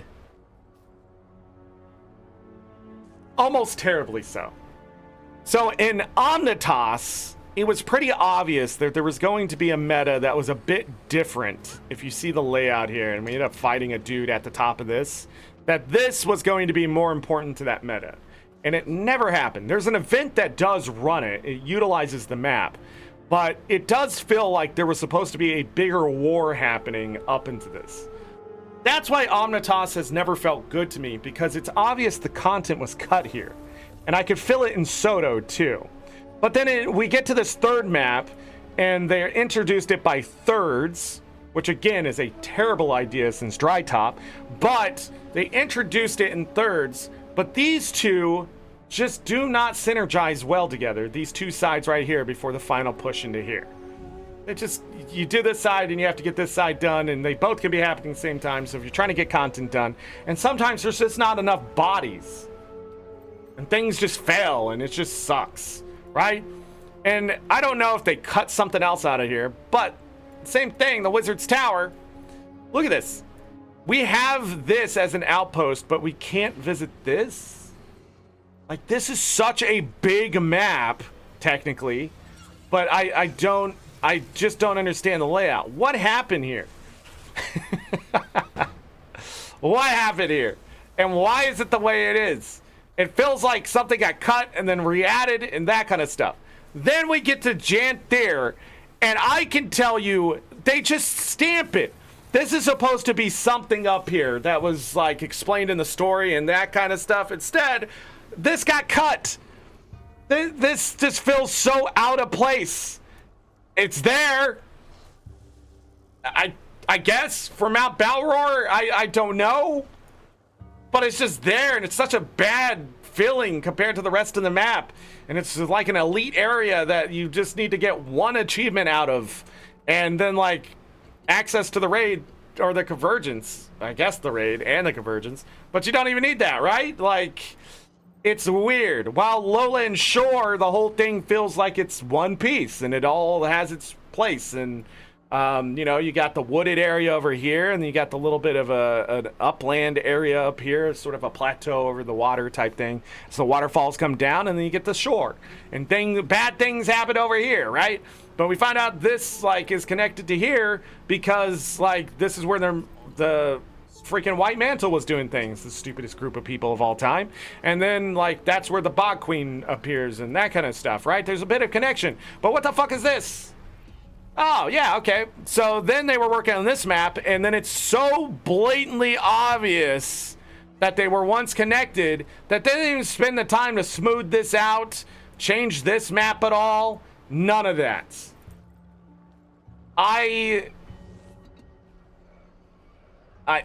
It's amateur. It's amateur hour at ArenaNet. This all has to be planned out. There can't be a pivot as hard as they do, because, like, even the mini-map, it just disappears, man. Faster than any other map I've ever seen. Baba Nisos just isn't done. There's no outline here, and maybe they're just trying to keep it hidden or something like that, but big doubt. It just... That's what we're looking at now. Just these areas that don't make sense. And you can now even see it, you can feel it, you can experience it, just of like, what is this? What is this doing here? Why is it made this way? It's not the quality that we know. When we'd get maps, even in Living World, like Drizzlewood, they would feel complete. So complete before they even added in another half of a map that you wanted to keep exploring it, even when there was a giant ice cap sitting here, right? Which, if you look, it's actually because the ice pulled back, and that's where you get these roads. It's the ice that's being pulled back from Jormag. They even designed that.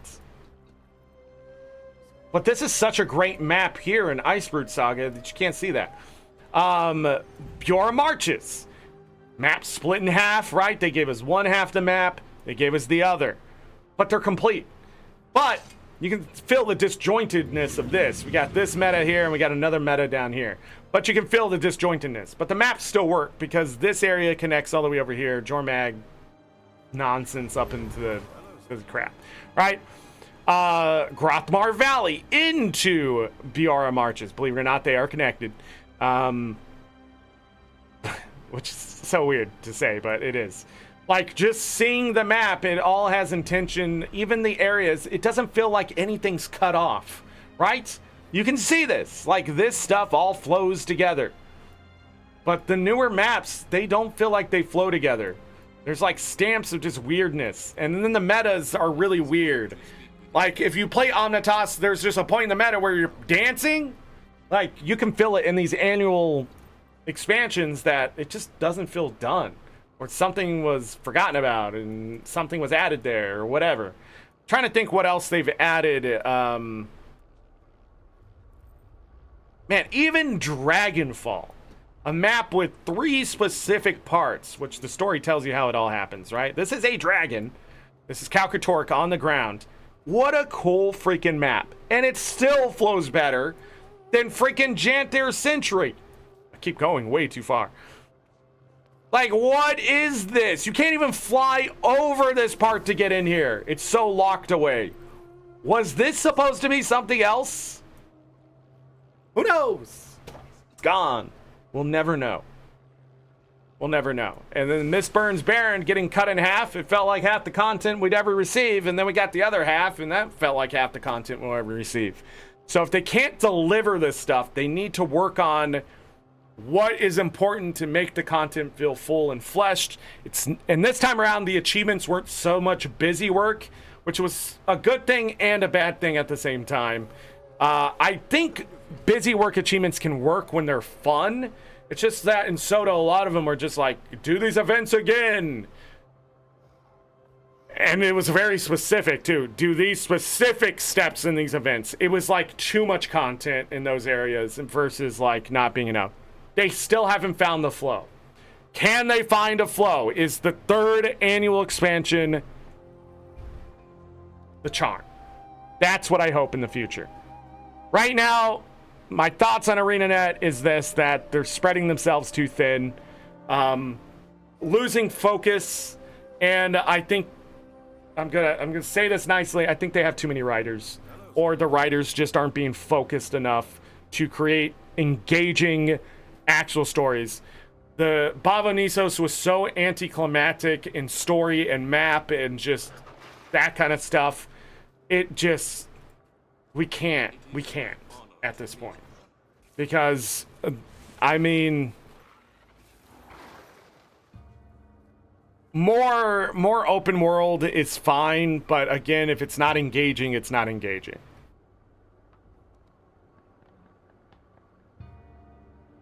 This map is so hard to move around too. I like the idea, but we lost so much of the city that it just looks like a mess, man. It just looks like a mess. I like the idea of this being a living creature, the whole map, but it was definitely no Dragonfall. It was definitely no, this is so cool. You know, we beat the crap, we ripped off the wings of Kalkatork and he fell down from out of the mist and took all these pieces of the mist with him. This is such a cool map design. And then you look at this up here, again, too far. And again, you can't even see it. It's weird. I wonder if this was all supposed to be like in a big giant cave, maybe? Like we are going into the Titan and it just ended up like this, maybe? I don't know. Just looks weird. It just looks so messy. I don't know. It almost looks like one of those like 1990s PlayStation games. You're like running around and there's just assets all over the place. That's what it looks like. But I did not like, darn, I thought I had his name down. But Gorseval 2, I don't think just killing players is going to teach them anything.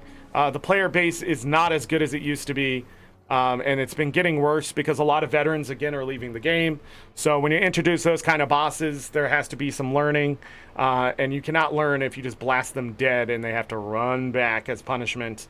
So you're charging them money for their failure, and it's a double sting versus just feeling like they're absolutely suck at the game, which they should feel like, because, oh my God, would you just break the goddamn bar? But then when I say in map chat, like, oh yeah, they're not teaching them how to break the CC bar, and people are bringing up Into Dragons, Soto, and that kind of stuff, you don't need those expansions to play this.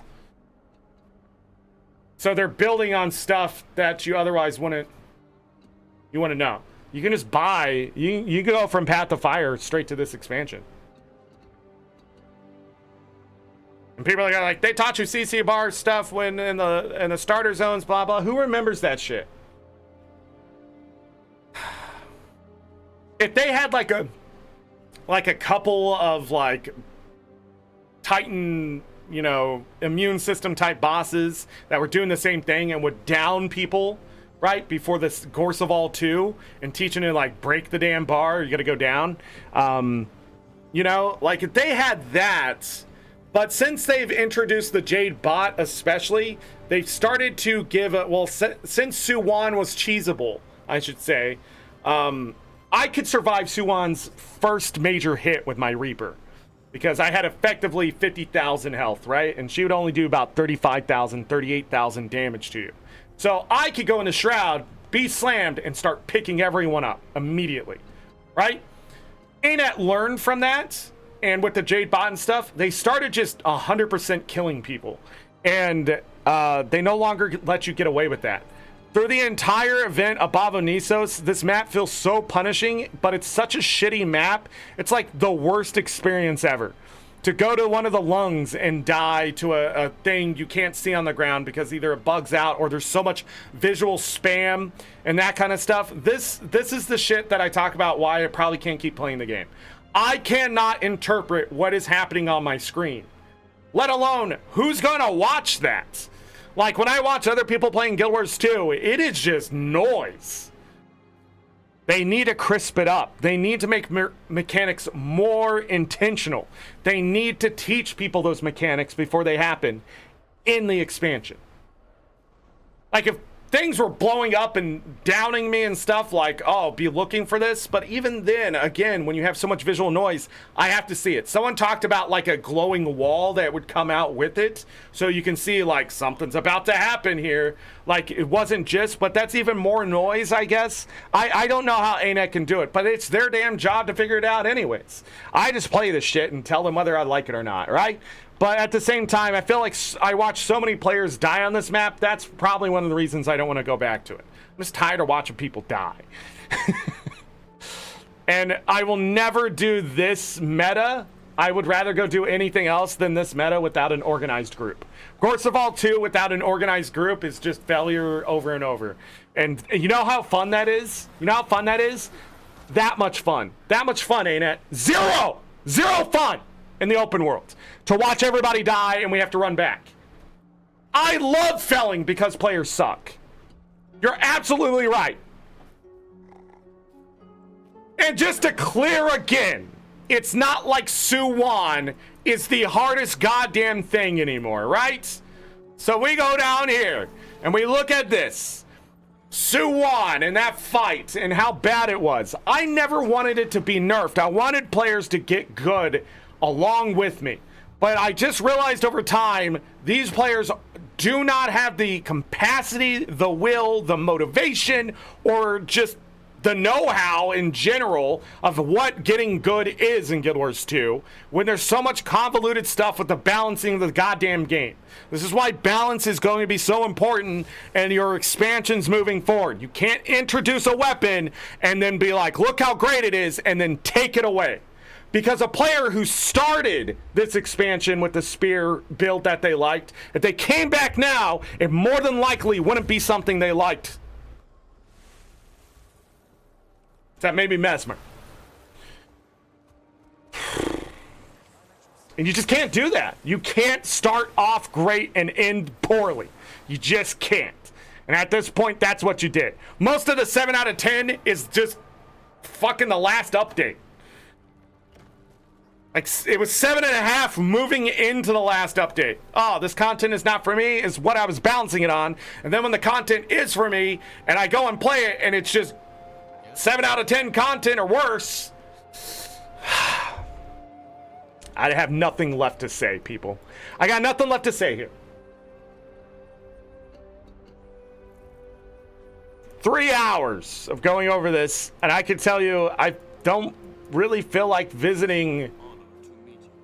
I really don't feel like visiting Janthir Wilds again, unless it's for the daily. That's sort of what I was trying to hit home by starting with dailies today. It's just, that's what the content feels like. Like, it's there. It's something to do. But even so, just like the festivals at this point for a 13-year vet, there's just, is there anything left for me to do? What am I doing here? I would like fun content, but I realized I don't know if ArenaNet can deliver that anymore. They deliver content, and it's good, but it's not 2025 good. Like, 13 years of doing this, it should get better, right? Like, there should be a formula that says this is fun. But with the action combat in Guild Wars 2, the way they've responded is to mess with balance so often, so much, and just in a way that makes builds unfun or just unpredictable, or you have to relearn them, that a lot of new players can't keep up with it even now. And then on top of that, they're going to just introduce visual noise and just constant chip damage and just all this stuff in the open world that it's no longer a fun experience when you just don't understand what's happening to you. Even as a 13-year vet, I'm just stuck going, what the hell is going on? Why are people going down? Because I can't see what's happening to them myself. I don't know they're standing in AoE until I start rezzing them and I'm standing in the AoE. I can't see the bomb that's about to go off even with the thing above their head because it just can't be seen with everything else. With all the freaking, like, especially when you're playing Scourge, like, unless that circle is green, I don't know what's going on. Or blue, or even then, but now, like, even that's convoluted. Is that a good thing or a bad thing? I don't know. I haven't seen that before. Or you got a catalyst coming up and all these things are happening and you're like, what? That's cool looking. Why is it showing up? I can't have it show up here. So much of that visual noise has to be removed. So when the big bad dude is dying, you don't just stand there and watch him die as he's about to explode and kill you. Not down you, kill you. One-shot kills are terrible in video games unless they're implemented in a way that lets you know it's only your fault for standing there, right? But when you are just lost at everything that's going on around you because it's overstimulation, what are we doing here? That isn't fun. I don't know why devs have started to believe that's fun. I think it's because there is like 2-3 million people out there that buy these games and play that stuff. But I got some news for you, ArenaNet. Millions of people are born every year. Of course that number is going to grow. But you're not going to be able to tap into that market. You're not. This game you introduced as a more casual experience. You continue to dive into these areas that do not make players of any age better or new to MMORPGs any better. They sustain this just low level of skill and they don't know how to get better. And then you do that shit to them and I'm just like, yeah, they're going to buy the next expansion. Me as a 13-year vet and have played things like Elden Ring and these hard fucking games and even the Zelda 2. I understand difficulty and why things are hard and what is happening to them. And if they're not watching me talk about that or even like picking up a YouTube video and being able to understand it, how are they supposed to go? If they're not willing to come here to YouTube to learn this stuff, they're not going to go to your website. They're not like, they want to learn in the game. Like, this is how traits interact with each other. The systems are just convoluted at this point. And when your balance team comes in and destroys what's been known to be effective, Like, they were going to nerf Spectral Grasp. They're nerfing Greatsword on Guardian. I don't know where these changes are coming from for PvE, if they happen to PvE. Just to flat out say we're nerfing Spectral Grasp is so out of touch. No pun intended there. In all seriousness, wow. Just blew my fucking mind. There's nothing left for us here if you're going to destroy everything that we know. Veterans cannot teach new players if what we knew 6 months ago is now just arbitrary in the whole scheme of things. If what used to be DPS is now 20 to 26% less with the balance patch, and now we have to teach them something that's much harder to do on the same class, and then tell them it's better not to run a ranger, but go pick up an engineer if you want to do a pet class, is insane to me. Hello, stranger. Transfusion changes that are coming up are interesting, but should have never been a transfusion change. I like the idea of traits changing the way weapons work, but every time you do it, guess what? It's not going to be there in fucking 6 weeks, is it? And I can almost guarantee those transfusion changes aren't going to stay, or people are just not going to use them. They're going to go pick up a different class, or just say that I'm going to quit Necro on the forums and then stomach it for a while.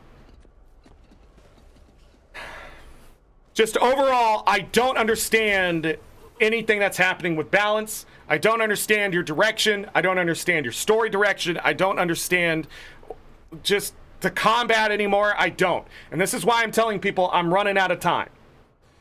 The longer this goes on, the less I'm willing to deal with it. There is just so much other stuff I want to play that doesn't give me the feeling of, oh yeah, great. That doesn't make me have to study the fucking game again and relearn something that I should already know. I go into competitive mode, it is fucking work, because some of the changes that are changed just are changed to be changed. To keep it interesting. But it wasn't around long enough before to keep it interesting. It's just fucking chaos at this point. The amount of theory building and stuff that you do going into competitive mode no longer has the time to cook, so you know what you're facing, what you possibly could face, that it changes again, and everybody does the same thing. They go, oh, great. I don't know what's going to happen here. And then you're wondering why your competitive scenes just die. Because if you're not just sitting in PvP, if you're not just doing world versus world, if you're not just doing one specific thing and studying that thing, the game gets convoluted and it just takes too long to want to play. Hello, stranger. I should not have a learning curve that continues to come back around, because then I realize new players have to go through that same learning curve. But the problem is they will be here, everything's fresh, and then they get to my content and I'm going to have to tell them that shit don't work here. I'm sorry, they changed it 3 years ago. The content you faced before, you could get away with that. It's not going to work here. You have to break the CC bar. You have to have survival skills on. You cannot be a glass cannon, pure just DPS, without some way to mitigate damage. You have to know your class in and out. You have to be willing to change elite specs like that if you want to get through this content. May the Six watch over you. You have to adapt so quickly in this game now. You have to use so much of the masteries from previous expansions. You have to know how to use to... If I put down a Drizzlewood fucking table and people have not been to Drizzlewood, it's not effective. I have to hope half the population on the map has been there. That's insane to me. That's where our balance is. Where is the balance team? After 13 years, where are they? It's not CMC. It's not Roy. It's not Cecil. That's insane. Where is the balance team? That's what's hurting these expansions. Until you have the combat down, and then you can get rid of that visual noise, you cannot have fun, effective fights. You just have spam. You have people pressing 1 in hopes that someone's going to carry him through.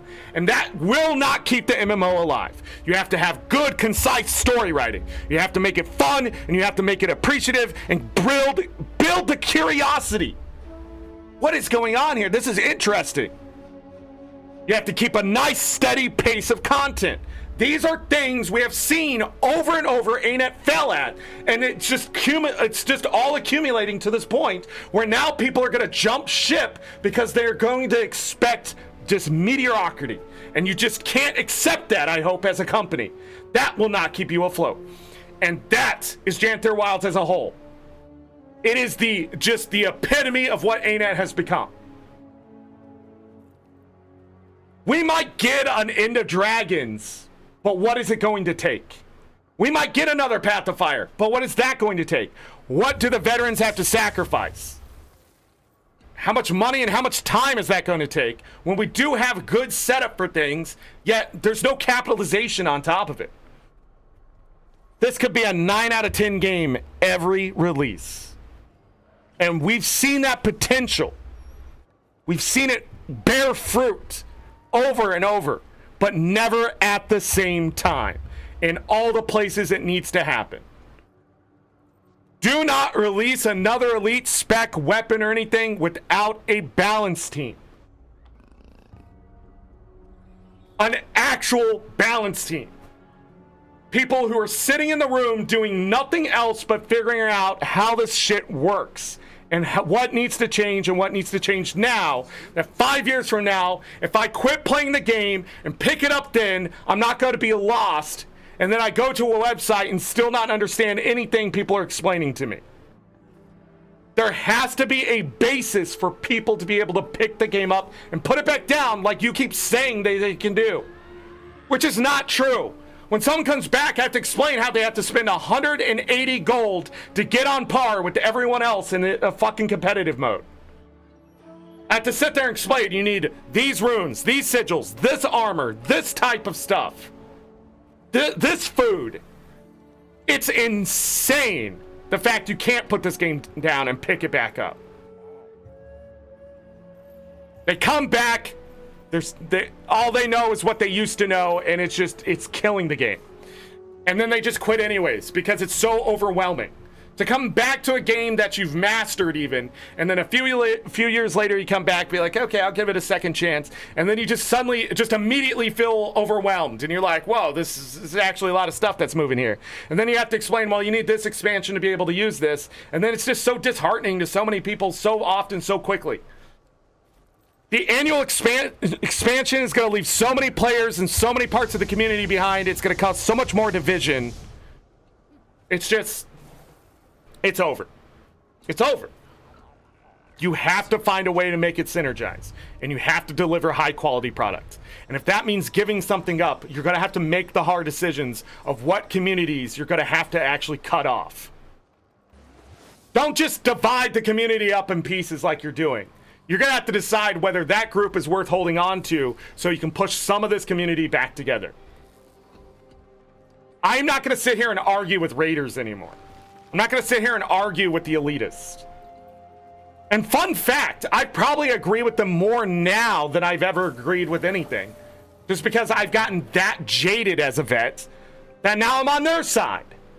Yeah, why isn't that raid better? Why don't they release raids more often? Where's my content? Your rights. But then you get that content and it just, whatever. But that's Janthir Wilds. And it's the next expansion going to actually deliver. And if it doesn't, that's the nothing. Next year, I will go after 50,000 achievement points. But if the game does not get better for me, the 14th year anniversary of Guild Wars 2 will be the end. I do not want to go through another expansion like this. I do not want to continue to strive to defend the game or to criticize the game or anything. I do not want to waste my time every night doing my dailies, keeping up my wealth, and trying to teach players and keep people together and try to run whatever. I just won't. I will literally just keep the social side of things, and that will be the end of the content on this channel for Guild Wars 2. That will be the end. ArenaNet has to deliver, is the ultimatum. But I was going to quit at the 10-year mark, and they started giving us stuff we've asked for. But when it comes to content creation, I got nothing for you. Nothing is driving me to be motivated to play the game on stream. Janthir Wilds has proved that, because I only gave 12 parts to this expansion. But that's because I had nothing to give. I can talk about the gem store, I can talk about the market, I can talk about players being good or bad, I can talk about the open world, I can talk about maps, only so much as they give me content to do that. But I do not think the annual expansions are delivering, and I don't think they can, because ArenaNet is spread too thin, and they have not fixed the problems that need to be fixed. The game has to run on multiple threads, they have to have a balance, they have to deliver quality story. The stories are getting drawn into this abyss. I thought when the dragons ended, we'd get something better, and I almost wish it didn't end. I almost wish it didn't end.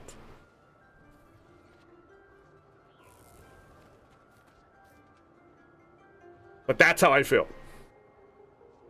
Next year, something magical, the end of this year into next year, something magical happens and they actually do it.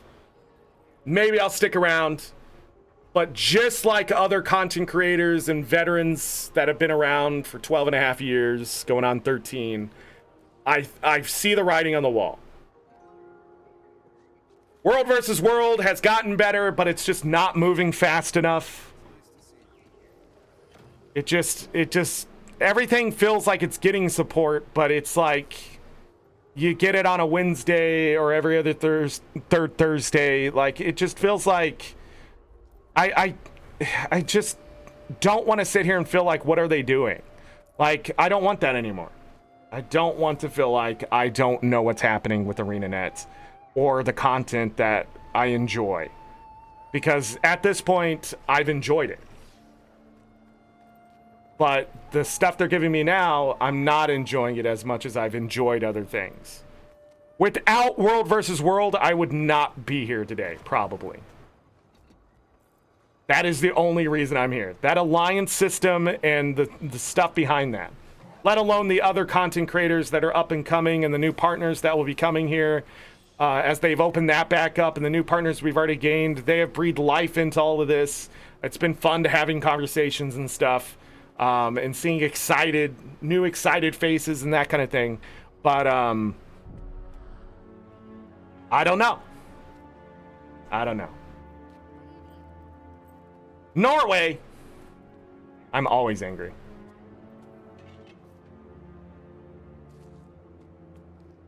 You're downloading Guild Wars 2 for the first time? Now, I say this as a 13-year vet. If you're playing this game for the first time as a new player, good luck getting through the content, as it's like a shit ton of content. If you downloaded this game today, it's like 2,000 hours of your life. What can I do for you? If you were solidly progressing. Story, if you bought all the game, everything that there is, the story itself is like 200 hours from start to finish.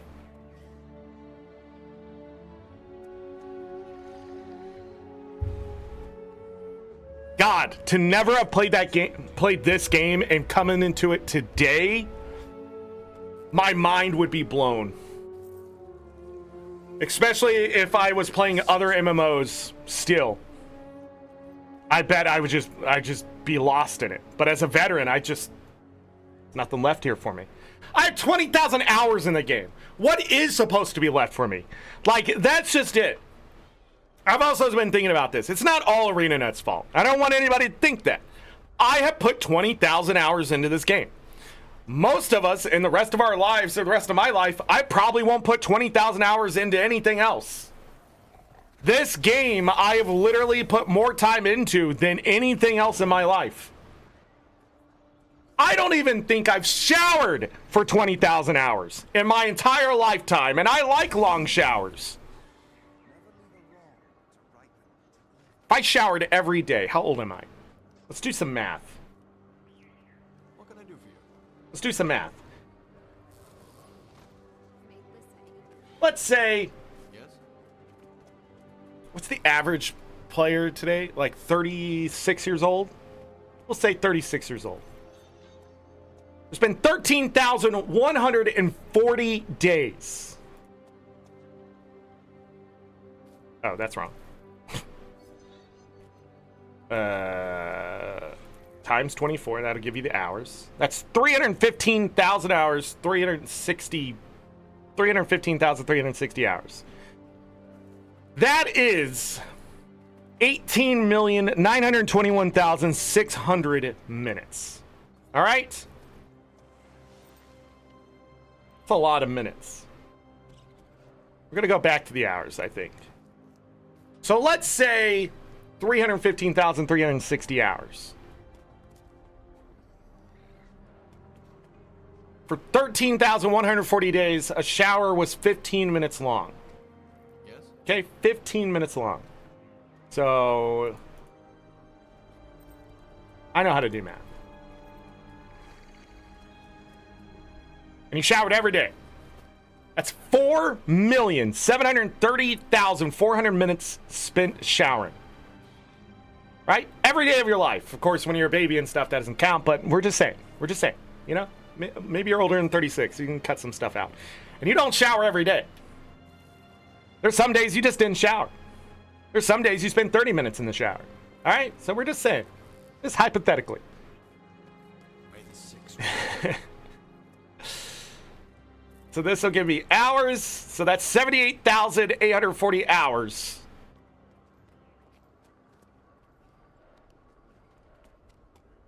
$3,285 days of your life as a 36-year-old have been spent to showering. That's it. Nothing else. If I played Guild Wars 2, on average, my average right now is about 3 hours and 15 minutes, but we're going to put it at 3 hours. Every day. All right? So, that would be days. Okay.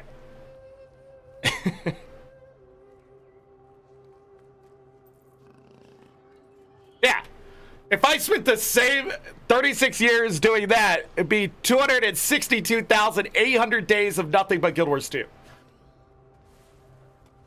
Wait, no, that's hours. 302. No, I gotta divide that by 24. 10,950 days of my life playing nothing but Guild Wars 2. So I am on pace to spend 3 times longer. It makes sense, but just looking at those numbers, yeah, I'm pretty sure I've spent more time.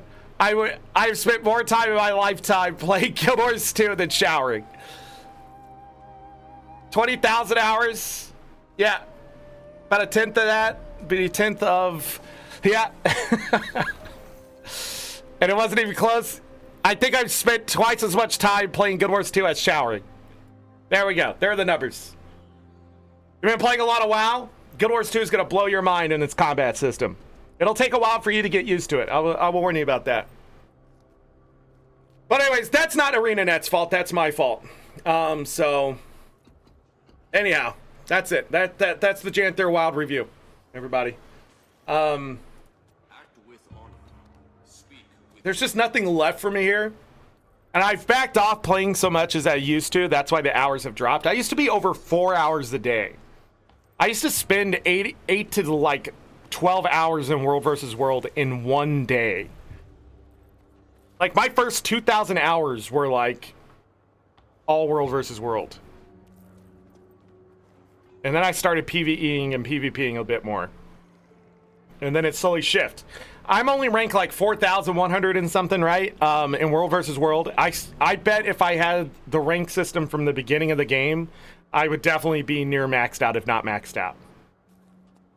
The amount of time I spent in Stone Mist and that kind of thing, I didn't really kill people. That was the other thing I was thinking about the other day. Really thinking about it, I defended places, but I didn't really kill people. I was never really in the Zerg action unless I was a commander. And that was usually late at night and I was dying, not killing. That was just the process of NA back in the day on Isle of Janthir. And a lot of times you would beat the living tar out of the attacking team, but you could defend. So you wouldn't really kill them, they just run away. The more I think about it, the less likely I would have, you know, Realm Avenger and stuff like that. And I guess Stone Mist I didn't take as much as I thought. I ninja'd Stone Mist a lot, but I guess 20 times ninjaing Stone Mist successfully is a lot. It just really hard for that to happen nowadays. But back in the day, that's just how you did it. 5 people go in and kill the Lord.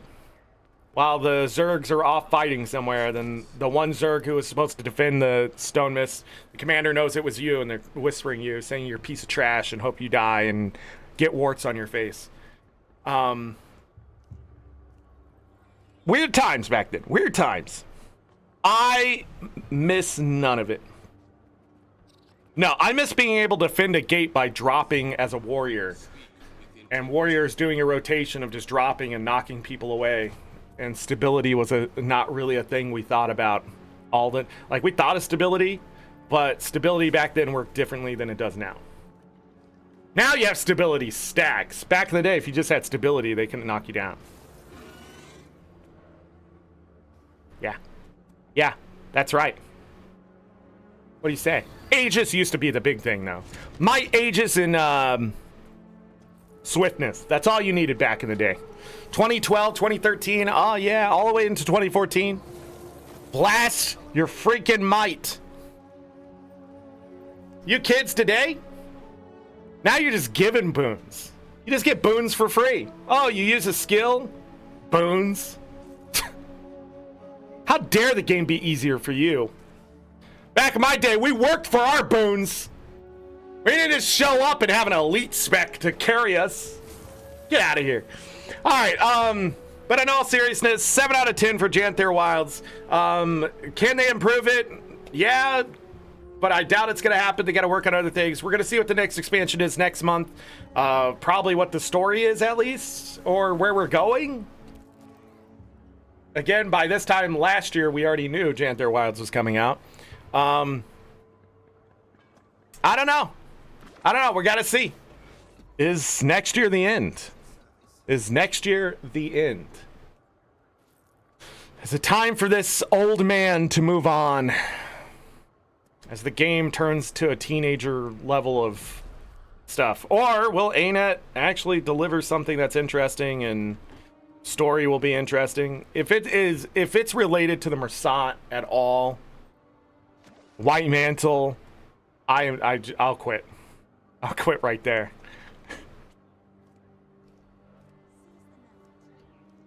I'm just tired of, like, there's so many more interesting enemies out there still. There's still dragon minions. They just don't want to touch upon that. Oh yeah, the last thing I was going to talk about before I sort of went off subject and started getting really serious. Drowned Kanyang was obviously going to be a map. It's really obvious. Drowned Kanyang was definitely, it really does seem like it was going to be something. But maybe not. But, yeah. Man, where was the other spot I was thinking about too that like has a lot of detail to it? Oh, Kieran Peak. Yeah, it felt like a story part was going to take us down there at some point. But maybe they just didn't have enough time. It would have been really cool to go down there and see all that stuff and have... Maybe it was going to be like a new Eye of the North type area. But then they gave us Arborstone just in the corner. Arborstone is one of those areas up in the northwest corner that just seems out of place as well. So I think we were going to have like an Eye of the North area that wasn't connected to Ekavald Wild. And like we were probably going to come in from Kanyang and then have a different portal or something bring us in. That's what it feels like in... So you can see that there, but it feels more natural in Into Dragons. Sorry, Eye of the North. But I don't know. Maybe one day we'll get side stories. Unending Ocean. Also, what is that thing up there? Were we ever gonna go there? I want to know. There's so many places we could go. So many places we will go. Also, I was gonna try to predict where we're going next, but it could be anywhere. If we're going underwater, we could definitely end up going back to Cantha. We can also stay up in the Isle of Janthir, or Isle of Janthir area a bit, or we can go over by the Blood Legion homelands again. That's definitely an option. If I don't know, maybe we can fill out some of these other places down in Alona. We haven't been there for a while. We can pretty much go anywhere. Like the Horn of Maguma was just sort of a... Well, it's the Horn of Maguma. It's just out in the ocean. Sort of like Dragonfall. So they could just do that too. Yeah, I don't know. Trying to look. There's a lot of places we could go out east. Wouldn't be surprised if that's what they're thinking. Further out east. The map is huge.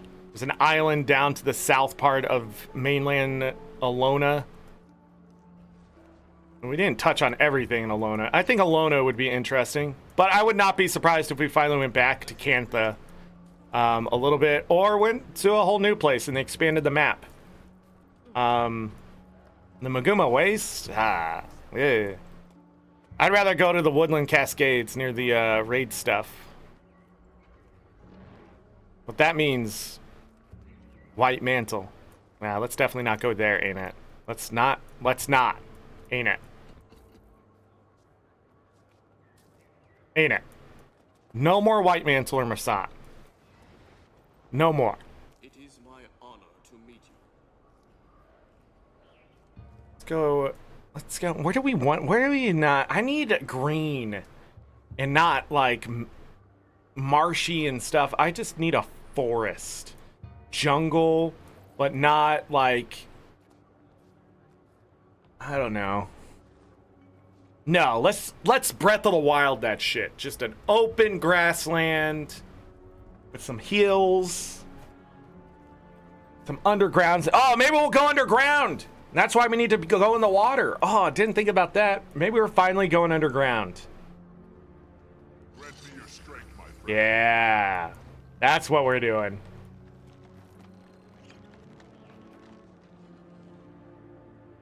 Yeah, I just don't know. I don't know. We'll have to see next month. Well, wherever that is, it won't be Janthir Wilds. So hopefully it'll be better. So much of this dragon stuff that it's just really hard to get away from if they do go to places in mainland Tyria.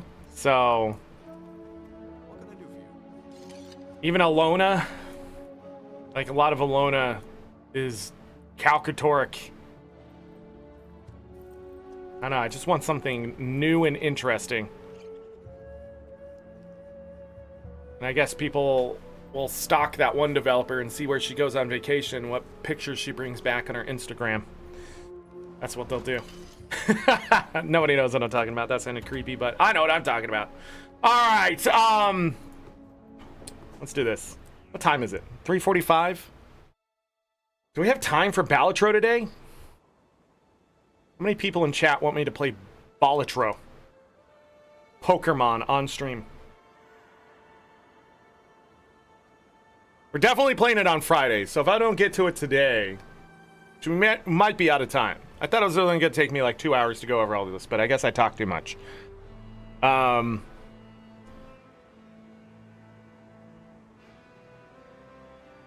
Waiting for a new amazing MMO that doesn't use action combat, or I guess I could go back to WoW.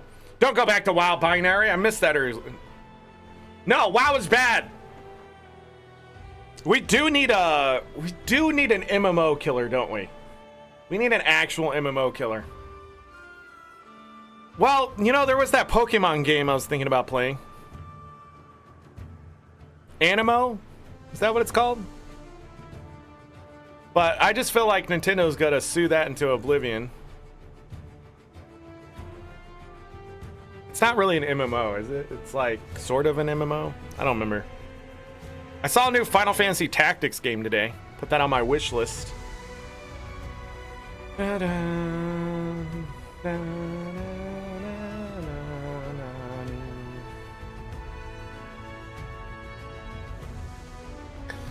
DD gave me some assets to use, and OBS wouldn't let me load them. I don't know why. I couldn't figure it out. It kept going bling, and it brought up this window, and I can't remember what it said now, but like I was like, what? No. And then it told me like the file couldn't be found, and I'm like, it's right here. And it won't let me have it. No, nobody cares if we just end the show today and that's it. No Balatro today. I'll play some Pokemon by myself. Some Pokemon. All right, tomorrow then we will be in Jade Spring, a fan Guild Wars 2 game. Now I don't know how long Jade Spring is gonna take to play, or how long I played on stream. If it's interesting but not really fun, it might be too chill, too relaxed, then we will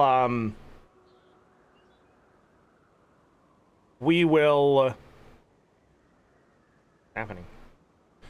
Hades 2, yeah, they got a new patch today. Spread Fear in the Unseen update. Our third major update for Hades 2 is finally here, focusing on expanding core combat, guardian encounters, and character relationship with lots of new visual flair. It's getting pretty close to 1.0, I think, at this point.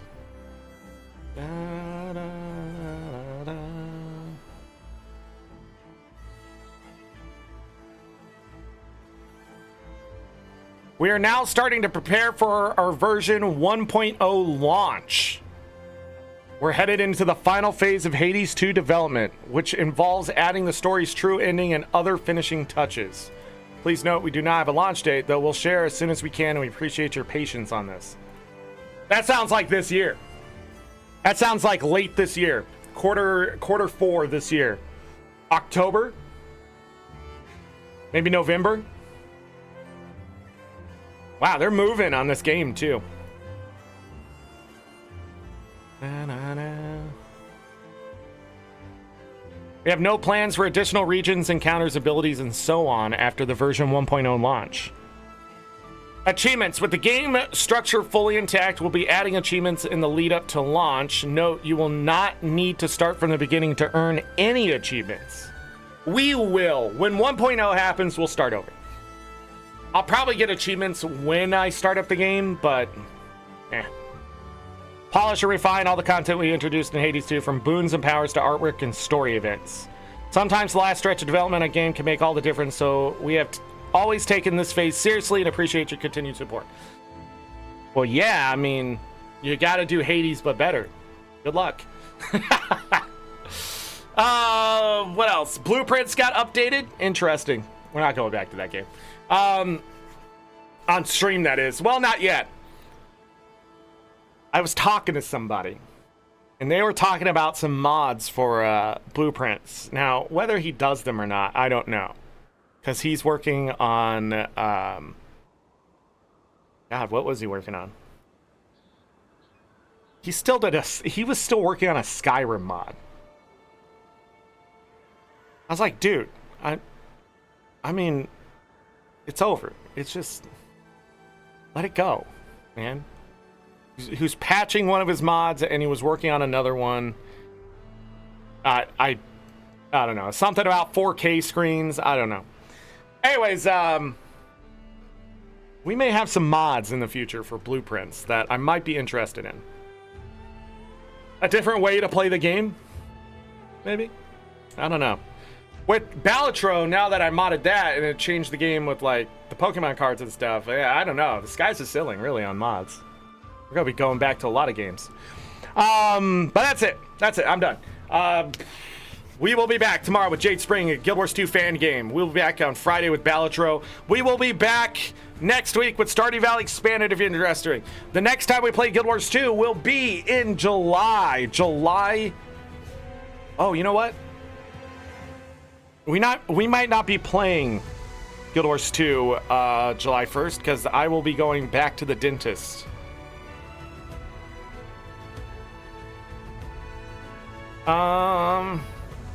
You're welcome, Binary. Yeah, we just don't have enough time for Balatro today. Also, this room is like freaking sitting there talking and everything. Like, I have a fan blowing on me and another one with like the air like coming around, and like I have sweat oh my god, I should not have done that. I have like sweat running down my back.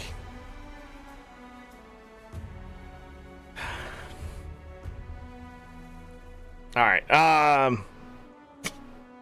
When you start seeing sweat here, you'll know it's really bad. And now I'm like drinking this coffee, and that's not gonna work. I need to drink water because like I'm thirsty. Why does this taste like feathers? Anyhow, I think Guild Wars 2 will be back maybe at the end of June. Another June show? No, we can't have another June show. We got to do something in July. Maybe July 2nd, or we'll just wait. Because how many shows do we have this month? 3? 3 so far? Yeah, so, yeah. We'll have some time. I don't know when the next major content stuff hits. Because July 8th is the end of Dragon Bash. Well, maybe we'll come back July 8th after July 4th. The holiday and stuff is done. Yeah.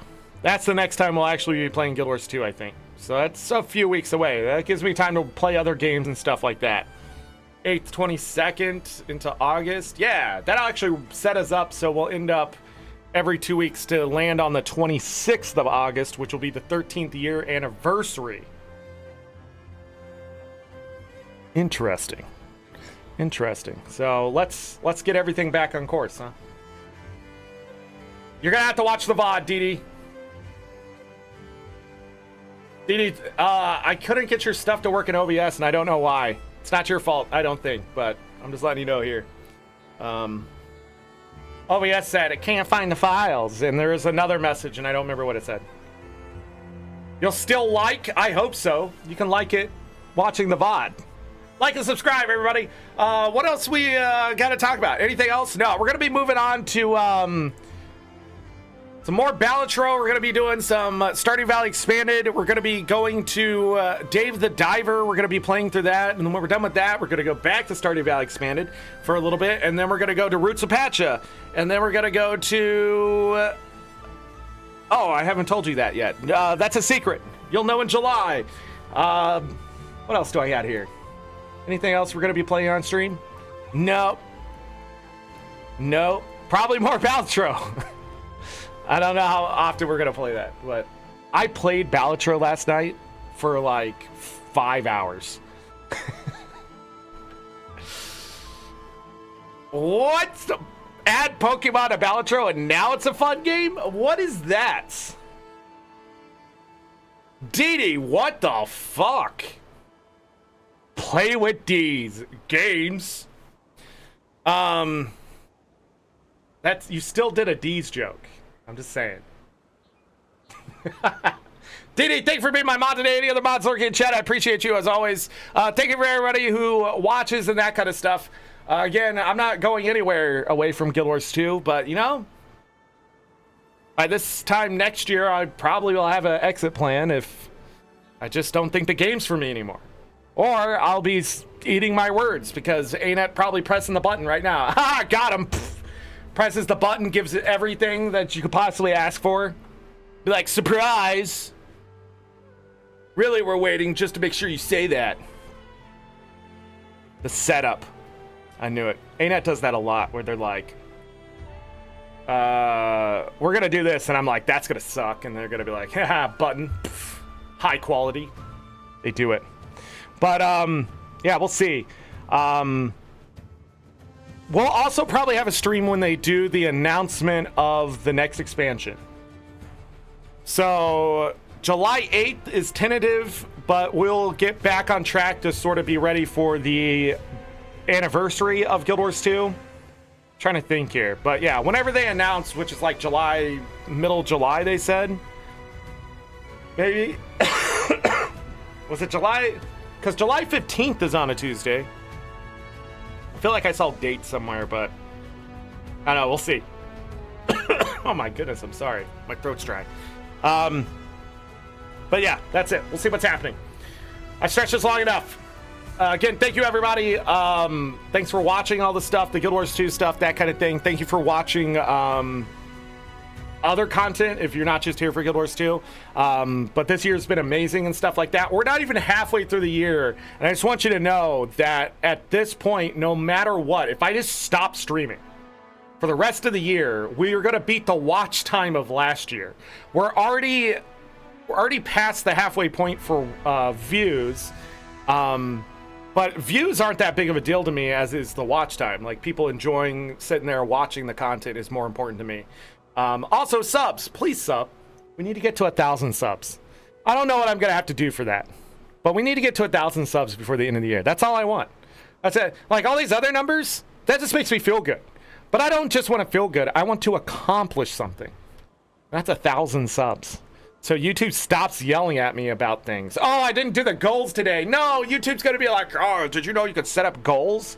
And then it makes people give you money? Oh, God. Just don't open the dashboard. Okay, let's get out of here. It's so freaking hot in this room. As always, I leave you with this. Take care of yourselves. Take care of each other. We're all we got. Sorry.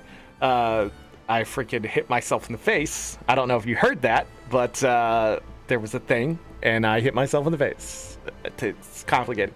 As always, I leave you with this. Take care of yourselves. Take care of each other. We're all we got. Have a great night, day, evening, morning, afternoon, whatever time it is, and make it great. Go to bed, sleep well, get that rest. You will need it. Trust me. Trust me. Also, drink water if you're just sitting here sweating.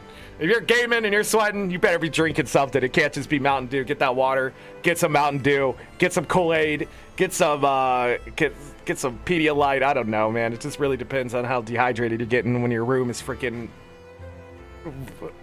what's the temp in here? 87 degrees. Jesus Christ. Just stay cool out there is what I'm trying to do. Enjoy the rest of your June. If you're off vacationing and stuff, I hope you're having fun, but, you know, watch some VODs when you get the chance. But be playing the video games, you know? Have fun. If I don't see you for the rest of the year, you get busy with life, universe, and everything, or, you know, just not interested in the content, but then you come back going, what's going on? The VODs will be here to keep you company. Whether it's the background noise or just to hear me ramble about Janthir Wilds or whatever it is, I'll be here. All right? And then you can hit the like button and subscribe. But if it's like next year and you're watching this, hopefully it's over 1,000 subscribers, and I'm not begging for subscribers like I have been. Okay, bye.